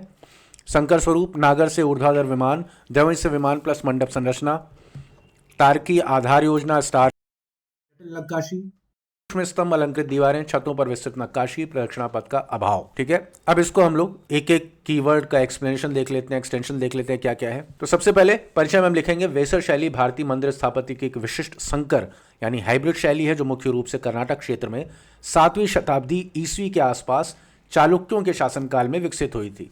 तो कीवर्ड्स क्या है? 7वीं शताब्दी, चालुक्य, कर्नाटक चालुक्य, 7वीं शताब्दी। इसे चालुक्य शैली या कर्नाटक शैली के नाम से भी जाना जाता है। यह शैली उत्तर भारत की नागर शैली और दक्षिण भारत की द्रविड़ शैली के तत्वों का सफल मिश्रण प्रस्तुत करती है। मुख्य विशेषताएं क्या है? वेसर शैली ने दोनों प्रमुख शैलियों के तत्वों को आत्मसात करके एक नया सुसंगत स्वरूप प्रदान किया। अब इसमें जो सिंथेसिस के जो तत्व हैं, संश्लेषण के जो तत्व हैं, वो कौन कौन से हैं? संकर स्वरूप में पहले नागर प्रभाव देख लीजिए। इसमें विमान का स्वरूप नागर शैली के समान ऊंचाई में लंबवत होता है। वहीं दूसरी ओर यह शिखर की पिरामिड नुमा बनावट और कई मंजिलों के उपयोग में द्रविड़ शैली से प्रभावित होता है। विमान का स्वरूप नागर शैली के समान ऊंचाई में लंबवत, दूसरी ओर इसमें पिरामिड नुमा स्तर होते हैं, पिरामिड नुमा बनावट होती है और कई मंजिलों के उपयोग इसमें किया जाता है इसके विमान को बनाने में। तो शिखर की पिरामिड नुमा बनावट द्रविड़ शैली से प्रभावित है, कई मंजिलें द्रविड़ शैली से, और ऊंचाई जिसमें वर्टिकैलिटी का जो तत्व है, ऊर्ध्वाधरता का जो तत्व है, वो नागर शैली से लिया गया है। द्रविड़ प्रभाव क्या है? इसमें द्रविड़ शैली की तरह दो प्रमुख घटक होते हैं, विमान और मंडप। आधार योजना हमने पढ़ लिया। इसका आधार योजना क्या है? तारकी आकार का इसका प्लेटफॉर्म होता है। इसमें कोणीय प्रक्षेपण होते हैं, प्रोजेक्टिंग एंगल्स होते हैं। वेसर मंदिरों की एक विशिष्ट पहचान तारकी आकार की आधार योजना है जिसमें कोणीय प्रक्षेपण होते हैं। सजावटी तत्व, यह मंदिर अपनी अत्यधिक सजावट और जटिल मूर्तिकला के लिए प्रसिद्ध है। दीवारों पर नक्काशीदार मूर्तियां और झालरें भरपूर मात्रा में होती हैं। तो सजावटी तत्व में जटिल मूर्तिकला, नक्काशीदार मूर्तियां और झालरें, ये 3 कीवर्ड्स याद रखिएगा। स्तंभों को बारीकी से तराशा जाता था तो उनकी कारीगरी का एक उत्कृष्ट उदाहरण है, छतों पर भी विस्तृत और जटिल नक्काशी की जाती थी। छत, स्तंभ और जटिल मूर्तियां, झालरें, ये 4-5 कीवर्ड याद रखिएगा, ये हो जाएगा। प्रदक्षिणा पथ का अभाव, यह द्रविड़ शैली से भिन्न है क्योंकि इसमें आमतौर पर गर्भगृह के चारों ओर ढकी हुई प्रदक्षिणा पथ का अभाव होता था। याद रखिए हमने द्रविड़ शैली में क्या पढ़ा था कि वहां जो सर्कमएम्बुलेटरी पाथ है वो ढका होता था, कवर्ड होता था। यहाँ पर यह चीज नहीं होती है। अब उदाहरण में क्या क्या है? शैली के उत्कृष्ट उदाहरणों में बादामी, ऐहोल, पट्टदकल में चालुक्यों द्वारा निर्मित मंदिर तथा बाद में विकसित हुई उप शैलियों के तहत बेलूर का चिन्नकेश्वर मंदिर और हलेबिदु का होयसलेश्वर मंदिर शामिल है। आप इतना डिटेल में मत जाइए, खाली 3-4 नाम लिख दीजिए। ऐहोल, पट्टदकल का मंदिर और बेलूर का चिन्नकेश्वर मंदिर, ये सब लिख दीजिए खाली। वेसर शैली में भारतीय मंदिर स्थापत्य में क्षेत्रीय अनुकूलन और कलात्मक नवाचार का एक अनूठा अध्याय जोड़ा। बस संक्षिप्त आपने उपसंहार लिख दिया, आपका उत्तर खत्म। अब अगला है गुप्तकालीन कला और स्थापत्य की विशेषताओं का विश्लेषण कीजिए। अब इस प्रश्न के उत्तर में हमें प्रश्न को 2 मुख्य भागों में बांटना है। एक में हम बताएंगे स्थापत्य कला की विशेषताएं, दूसरे में बताएंगे चित्रकला और मूर्तिकला की विशेषताएं। तो परिचय, गुप्तकाल पता ही है हमारे कला और स्थापत्य का स्वर्णिम युग माना जाता है 320 से 550 ईस्वी। परिचय में ये एक छोटा सा परिचय लिख देंगे संक्षिप्त। उसके बाद ये बताइएगा कि शास्त्रीय पूर्णता को प्राप्त हुई इसमें कला और स्थापत्य, यानी क्लासिकल परफेक्शन, यानी मूर्तिकला, स्थापत्य कला और चित्रकला के जो भी तत्व माने जाते हैं वो अपनी पूर्णता को पहुंचे इसमें। इसके अलावा इसमें आध्यात्मिकता का पुट काफी है, मतलब एक तरफ मूर्तियों के शारीरिक सौंदर्य पर भी बल दिया है, साथ में उनमें आध्यात्मिकता पर भी काफी बल दिया गया है। वो ज्यादा नेचुरल या ज्यादा डिवाइन लगती हैं इस काल के जितने चित्र हैं, जितनी मूर्तियां हैं, स्थापत्य कला की जो भी चीजें हैं वो सब कुछ। तो एक तरह से शास्त्रीय पूर्णता, आध्यात्मिक गुणवत्ता और संतुलन को ये काल दर्शाता है। वास्तुकला में क्या क्या है? पहले हमने मुख्य भाग किया था, पहला क्या था? वास्तुकला। अब यहाँ पर क्या हुआ, जो आज हम हिंदू मंदिरों का जो जो रूप देख रहे हैं वो इसी काल में शुरुआत उसकी हुई थी। संरचनात्मक हिंदू मंदिर का उद्भव यहीं पे हुआ था। गर्भगृह, मंडप, ये सब यहीं से शुरू हुए थे। नागर शैली के जो घुमावदार शिखर हैं उनका भी जन्म यहीं हुआ था। तो आज के मंदिरों का जो रूप देख रहे हैं उसका उद्भव इसी काल में हुआ था, गुप्त युग में। सबसे पुराने मंदिरों में उदाहरण आप लिख दीजिएगा, देवगढ़ का दशावतार मंदिर। कला, मूर्तिकला, उसमें क्या दिखाएंगे हम, चित्रकला और मूर्तिकला। तो मूर्तिकला में सारनाथ शैली को हम बता देंगे कि इसमें सादे पारदर्शी वस्त्र होते थे, न्यूनतम अलंकरण होता था। इसके अलावा जब हम चित्रकला में आएंगे तो अजंता में भित्ति चित्र दिखाएंगे, किस तरह से अजंता की गुफाओं में भित्ति चित्र बनाए गए, उनमें जातक कथाओं का वर्णन किया गया। यहीं एलोरा में धार्मिक संश्लेषण भी मिलता है, मतलब हिंदू प्रतिमाओं और हिंदू कहानियों के साथ साथ बौद्ध कहानियों का भी चित्रण है। तो इस तरह से एक धार्मिक संश्लेषण का भी तत्व मिलता है। निष्कर्ष, मूर्तिकला, चित्रकला और स्थापत्य में शास्त्रीय पूर्णता इसी युग में स्थापित हुई। तो इस तरह से हमने दो पार्ट कर दिए। एक में हमने बताया वास्तुकला में क्या क्या बताया, संरचनात्मक हिंदू मंदिर का उद्भव, गर्भगृह, मंडप जैसे तत्वों का उदय हुआ, इसी समय शुरू हुआ इन चीज़ों को मंदिरों में बनाना। नागर शैली के घुमावदार शिखर, देवगढ़ का दशावतार। फिर कला, मूर्तिकला, चित्रकला और मूर्तिकला में क्या बताएंगे, सारनाथ शैली, अजंता के भित्ति चित्र, एलोरा में धार्मिक संश्लेषण। इस तरह से इसका मुख्य भाग खत्म, फिर निष्कर्ष लिख देंगे। एक बार देख लेते हैं हम लोग फटाफट क्या क्या लिखा हुआ है। गुप्त काल को भारतीय कला और वास्तुकला का स्वर्णिम युग कहा जाता है क्योंकि इसने शास्त्रीय पूर्णता और सौंदर्य बोध की परिपक्वता का चरण चिन्हित किया। इस काल की कला एक गहरी आध्यात्मिक गुणवत्ता, उत्तम संतुलन और विभिन्न तत्वों के सामंजस्य से परिभाषित होती है। वास्तुकला का विकास, इसमें कौन कौन से आपको कीवर्ड से हेडिंग याद रखनी है, मंदिर का मूल रूप, नागर शैली का जन्म, पंचायतन शैली और प्रमुख उदाहरण। मंदिर का मूल रूप, इस समय पहली बार गर्भगृह और मंडप की अवधारणा को मानकीकृत किया गया। फिर नागर शैली का जन्म हमने देखा। इस युग ने घुमावदार मीनार या शिखर की महत्वपूर्ण विशेषता प्रस्तुत की जिसने नागर मंदिर स्थापत्य शैली की नींव रखी। पंचायतन शैली का भी आरंभ इसी युग में माना जाता है कि एक मुख्य आराध्य के चारों कोनों पर मंदिर के अलग अलग देवताओं का मंदिर, छोटा मंदिर, इसको क्या कहते हैं, पंचायतन शैली। और इसकी शुरुआत भी गुप्त युग में ही हुई। पंचायतन शैली मंदिर स्थापत्य की शैली का विकास जिसमें एक केंद्रीय मंदिर के चारों ओर 4 सहायक मंदिर होते थे, यह भी गुप्त काल से जुड़ा हुआ है। प्रमुख उदाहरण, भारत के सबसे पुराने जो मंदिर हैं वो इसी काल में मिलते हैं। उल्लेखनीय उदाहरणों में देवगढ़ का दशावतार मंदिर जो अपने शिखर के लिए जाना जाता है और भितरगांव में ईंटों से बने मंदिर शामिल हैं। अब कला और मूर्तिकला की विशेषताएं, चित्रकला में क्या है और मूर्तिकला की विशेषताएं क्या है, ये हम इसमें देखेंगे। सबसे पहले मूर्तिकला, परिष्कृत मूर्तिकला शैली थी। मूर्तिकला पूर्णता के उच्चतम स्तर तक पहुंची जिसमें एक आध्यात्मिक गुणवत्ता और उत्तम संतुलन द्वारा चिन्हित किया गया है। इसमें न मूर्तियों को बहुत भारी भरकम बनाया गया है और न उन पर बहुत ज़्यादा अलंकरण किया गया है। तो एक आध्यात्मिकता और शारीरिक सौंदर्य का एक अद्भुत संतुलन इन मूर्तियों में दिखता है। दोनों चीज़ें संतुलन में, तो आध्यात्मिक गुणवत्ता और उत्तम संतुलन द्वारा चिन्हित किया गया। सारनाथ शैली, सारनाथ के पास मूर्तिकला की एक नई शैली उभरी। इसमें बुद्ध की ऐसी मूर्तियां बनाई गई हैं जिसमें दोनों कंधों को ढकने वाले सादे पारदर्शी वस्त्र थे और प्रभा मंडल पर न्यूनतम अलंकरण था। तो परिष्कृत मूर्तिकला शैली में आप बता देंगे मूर्तिकला पूर्णता के उच्चतम स्तरों तक पहुंची जिसमें आध्यात्मिकता और उत्तम संतुलन का दोनों का पुट था। सारनाथ शैली, सारनाथ के पास मूर्तिकला की नई शैली उभरी। इसमें बुद्ध की ऐसी मूर्तियां बनाई गई जिसमें दोनों कंधों को ढकने वाले सादे पारदर्शी वस्त्र और प्रभामंडल पर न्यूनतम अलंकरण। तो न्यूनतम अलंकरण का तत्व आपको डालना है और सारनाथ शैली में दोनों कंधों को ढकने वाले सादे पारदर्शी वस्त्र। इसके बाद मथुरा शैली की निरंतरता, मथुरा परंपरा जारी रही जिसमें अक्सर कपड़े की तहें दिखाई जाती थी और प्रभामंडल को अत्यधिक सजाया जाता था। तो सारनाथ शैली और मथुरा शैली इन दोनों को आप बताएंगे। परिष्कृत मूर्तिकला शैली में मथुरा शैली में क्या था, कपड़े की तहें दिखाई जाती थी और सारनाथ शैली में प्रभामंडल पर न्यूनतम अलंकरण। शैलकृत गुफाएं, चट्टानों को काटकर गुफाएं बनाने की परंपरा जारी रही। विशेष रूप से अजंता और एलोरा में भित्ति चित्र, अजंता में 1 ईसा पूर्व से 5वीं शताब्दी ईस्वी तक के भित्ति चित्रों के एकमात्र जीवित उदाहरण संरक्षित हैं। ये फ्रेस्को चित्र बुद्ध के जीवन और जातक कथाओं के दृश्यों को दर्शाते हैं।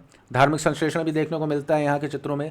एलोरा बौद्ध, ब्राह्मणवादी और जैन गुफाओं को एक साथ रखने के लिए अद्वितीय है जो धार्मिक सहिष्णुता और शैलीगत संलयन को प्रदर्शित करता है। धार्मिक प्रतीक, आइकोनोग्राफी, यहाँ हालांकि गुप्त राजा जो थे वो हिंदू थे लेकिन उस काल की कला अन्य धर्मों के प्रति सहिष्णु थी, तो एक तरह की धर्मनिरपेक्षता के तत्व इस काल की चित्रकला में दिखते हैं। विशेष रूप से विष्णु, शिव और शक्ति की हिंदू मूर्तियां बड़ी संख्या में बनाई गईं। साथ ही बौद्ध कला भी इस काल के उत्तरार्ध में अपने शिखर पर पहुंची। तो इस तरह से हमने दोनों मुख्य भाग उत्तर के मुख्य भाग के दोनों उपभागों को देख लिया। पहले में हमने बता दिया कि स्थापत्य की क्या क्या विशेषताएं थी। उसके बाद हमने बता दिया कि मूर्तिकला और चित्रकला की विशेषताएं क्या थी। इसके बाद एक संक्षिप्त निष्कर्ष लिखना है। संक्षेप में गुप्त काल केवल स्थापत्य में नहीं बल्कि मूर्तिकला और चित्रकला में भी शास्त्रीय पूर्णता का युग था, जिसने कला को एक आध्यात्मिक और सौंदर्यपूर्ण आयाम दिया। इस काल की कला और स्थापत्य संबंधी उपलब्धियों ने आने वाले भारतीय कलात्मक परंपराओं के लिए मानक स्थापित किए। तो इस तरह से ये प्रश्न खत्म होता है। अब अगला आता है चोल काल की मंदिर वास्तुकला और मूर्तिकला पर प्रकाश डालिए। तो इसमें वही करना है कि पहले एक संक्षिप्त परिचय लिखना है, फिर मुख्य भाग, उत्तर के मुख्य भाग के पहले उपभाग में आपको बताना है कि वास्तुकला की विशेषताएं क्या थी, और दूसरे उपभाग में आपको बताना है कि मूर्तिकला की विशेषताएं क्या थी। फिर अंत में एक प्रभावशाली बहुत संक्षिप्त उपसंहार कंक्लूजन लिख के आप आगे बढ़ जाएंगे। तो आइए इसके शॉर्ट कीवर्ड्स को, हम इसके शॉर्ट नोट्स को, इसके कीवर्ड्स को पहले याद करें। परिचय में आप बताएंगे चोल कला जो है पल्लव शैली का ही विस्तार है, जो भव्य मंदिरों और विशेष रूप से कांस्य मूर्तियों के लिए प्रसिद्ध है। स्थापत्य में ये द्रविड़ शैली का शिखर, तो चोल काल के जो मंदिर हैं वो ऑब्वियसली द्रविड़ स्थापत्य कला से प्रभावित होंगे, द्रविड़ शैली के मंदिरों से प्रभावित होंगे। इनमें बहुत ही भव्य ऊंचे विमान बनाए जाते थे, ऊंची मीनारें बनाई जाती थीं। इसके अलावा ग्रेनाइट का उपयोग किया जाता था। ये ग्रेनाइट का उपयोग चोलकालीन मंदिरों की एक बड़ी महत्वपूर्ण विशेषता है। अब प्रमुख उदाहरण में क्या है, तंजावुर का वृद्धेश्वर मंदिर और गंगईकोंड-चोलपुरम का वृद्धेश्वर मंदिर। ये दोनों जगह का वृद्धेश्वर मंदिर, इसको आप उदाहरण के तौर पर लिख देंगे। तंजावुर का वृद्धेश्वर मंदिर किसने बनाया था? राजराज प्रथम ने। और गंगईकोंड-चोलपुरम का मंदिर बनाया था उसके बेटे राजेंद्र प्रथम ने। मूर्तिकला में आ जाइए। यहाँ पर लॉस्ट वैक्स तकनीक से कांस्य मूर्तियों को बनाया जाता था। नटराज की बड़ी विश्व प्रसिद्ध मूर्ति है। मूर्तियाँ गत्यात्मक मुद्राओं और जटिल आभूषणों में धार्मिक भक्ति को दर्शाती हैं। ठीक है, तो परिचय में पल्लव शैली का विस्तार, भव्य मंदिरों और विशेष रूप से कांस्य मूर्तियों के लिए प्रसिद्ध। स्थापत्य में द्रविड़ शैली का शिखर, भव्य विमान, ग्रेनाइट, और दो उदाहरण वृद्धेश्वर मंदिर कहाँ का? तंजावुर का और गंगईकोंड-चोलपुरम का। ये दोनों आप याद रखिएगा, ये कीवर्ड्स हैं इसके। मूर्तिकला में लॉस्ट वैक्स तकनीक एक कीवर्ड याद रखिएगा, कांस्य मूर्तियाँ, नटराज। इसके अलावा मूर्तियाँ कितनी जीवंत होती थी, उनमें गत्यात्मक मुद्राओं को दर्शाया जाता था और जटिल आभूषणों में धार्मिक भक्ति को भी दर्शाया जाता। तो इस तरह से आपने मूर्तिकला के बारे में भी बता दिया। और निष्कर्ष में वास्तुकला और मूर्तिकला में द्रविड़ शैली का ये शिखर था, चरमोत्कर्ष था ये। चलिए अब इसको देख लेते हैं एक्सटेंड करके एक एक कीवर्ड को, क्या क्या लिखा है हमने। चोल मूर्तिकला और स्थापत्य कला अपने भव्य मंदिरों, जटिल मूर्तियों, विशेष रूप से कांस्य मूर्तियों के लिए प्रसिद्ध है। हालांकि चोल कला पल्लव का वंश की कला का ही विस्तार थी, लेकिन चोल शासकों ने इसे नई ऊंचाइयों तक पहुंचाया। किस लिए इतना फेमस है चोल कला? अपने भव्य मंदिरों, जटिल मूर्तियों और विशेष रूप से कांस्य मूर्तियों के लिए। पल्लव कला का ही विस्तार थी, लेकिन चोल शासकों ने इसको और ऊंचाई, चरमोत्कर्ष तक अपने पहुंचाया। स्थापत्य कला की विशेषताएं क्या है? चोल स्थापत्य कला, चोल राजाओं ने अनेक विशाल और भव्य मंदिरों का निर्माण करवाया, जो द्रविड़ शैली के उत्कृष्ट उदाहरण हैं। विशेषताएं क्या है? पहला तो भव्य विमान। चोल मंदिर के गर्भगृह के ऊपर सीढ़ीदार पिरामिड के आकार की ऊंची मीनारें होती थी, जिन्हें विमान कहते थे। हमने ऊपर देखा था कि सीढ़ीदार पिरामिड वाले जो शिखर होते हैं उनको विमान कहते हैं द्रविड़ शैली के मंदिरों में। उसके बाद नक्काशीदार गोपुरम। शुरुआती चोल काल में गोपुरम साधारण होते थे, लेकिन बाद में बहुत बड़े और अलंकृत हो गए। मंदिर परिसर, मंदिरों के चारों ओर ऊंची दीवारें होती थीं। ऑब्वियसली द्रविड़ मंदिर शैली का ये बहुत मुख्य तत्व है कि मंदिर के चारों ओर ऊंची दीवारें, और पूरा परिसर पंचायतन शैली में बनाया जाता था, जिसमें एक मुख्य मंदिर और 4 सहायक मंदिर होते थे। सामग्री, चोल राजाओं ने मंदिरों के निर्माण के लिए ईंटों के बजाय पत्थर, विशेषकर ग्रेनाइट का उपयोग किया, जिससे वे अधिक टिकाऊ बने। तो हमने ग्रेनाइट भी याद किया था कीवर्ड्स में। तो सामग्री, मंदिर परिसर, नक्काशीदार गोपुरम और भव्य विमान, इसकी स्थापत्य कला की विशेषताएं हो गई। उदाहरण में आप 2 वृद्धेश्वर मंदिर याद रखिएगा, एक तंजावुर का और एक गंगईकोंड-चोलपुरम का। और अगर एक एक्स्ट्रा याद आ जाता है रावतेश्वर मंदिर, तो वो भी लिख लीजिएगा। हालांकि 2 वृद्धेश्वर मंदिर दोनों जगह के काफ़ी हैं, तीसरे की जरूरत नहीं है आपको। चोल मूर्तिकला की अगर इसकी हम बात करें तो चोल काल की मूर्तियाँ, विशेषकर कांस्य की मूर्तियाँ, अपनी सुंदरता और भावपूर्णता के लिए विश्व प्रसिद्ध हैं। विशेषताएं क्या है इसकी? इसमें लॉस्ट वैक्स तकनीक का उपयोग करके बेहतरीन कांस्य प्रतिमाएं बनाई जाती थीं। इसके बाद क्या है? नटराज की प्रतिमा। चोल कांस्य मूर्तियों में सबसे प्रसिद्ध नटराज नृत्य करते हुए शिव की प्रतिमा है, जो अपनी कलात्मक उत्कृष्टता और आध्यात्मिक अर्थ के लिए जानी जाती है। गत्यात्मक मुद्राएं और आभूषण, इन मूर्तियों में देवताओं और पौराणिक आकृतियों को जटिल आभूषणों, गत्यात्मक और जीवंत मुद्राओं में दर्शाया गया है। तो मूर्तिकला में हम क्या क्या याद रखें? कांस्य मूर्तियाँ, लॉस्ट वैक्स, नटराज, गत्यात्मक मुद्राएं और आभूषण। फिर मूर्तियां, मंदिरों की दीवारों, स्तंभों और छतों को भी पाषाण मूर्तियों सजाया गया था, जिनमें रामायण, महाभारत और पुराणों की कहानियों को दर्शाया गया है। इसके बाद धर्म और यथार्थवाद। चोल मूर्तियां धार्मिक भक्ति को दर्शाती हैं, जबकि उनकी यथार्थवादी शैली में दिव्य और लौकिक दोनों तत्वों का मिश्रण है। तो इस प्रकार चोल काल की कला और स्थापत्य द्रविड़ शैली का शिखर है, जहां भव्य मंदिर वास्तुकला और द्वितीय काल से मूर्तिकला एक साथ मिलकर भारतीय सांस्कृतिक विरासत के स्वर्णिम अध्याय का निर्माण करते हैं। तो इस तरह से आज हमारे ये 12 प्रश्न हो गए। अब अगले लेक्चर में, जो कि मैं कल अपलोड करूँगा, उसमें अगले 12 प्रश्नों को हम करेंगे। तब तक के लिए पढ़ते रहिए अच्छे से। और एग्ज़ाम मुझे लगता है कि शायद मार्च के 3rd वीक में चला गया है, तो उस हिसाब से अपनी तैयारियों का एक स्ट्रैटेजी बनाइए कैसे तैयार करना है, और बाकी मैं तो साथ हुई। मिलते हैं अगले वीडियो में, तब तक के लिए जय हिंद।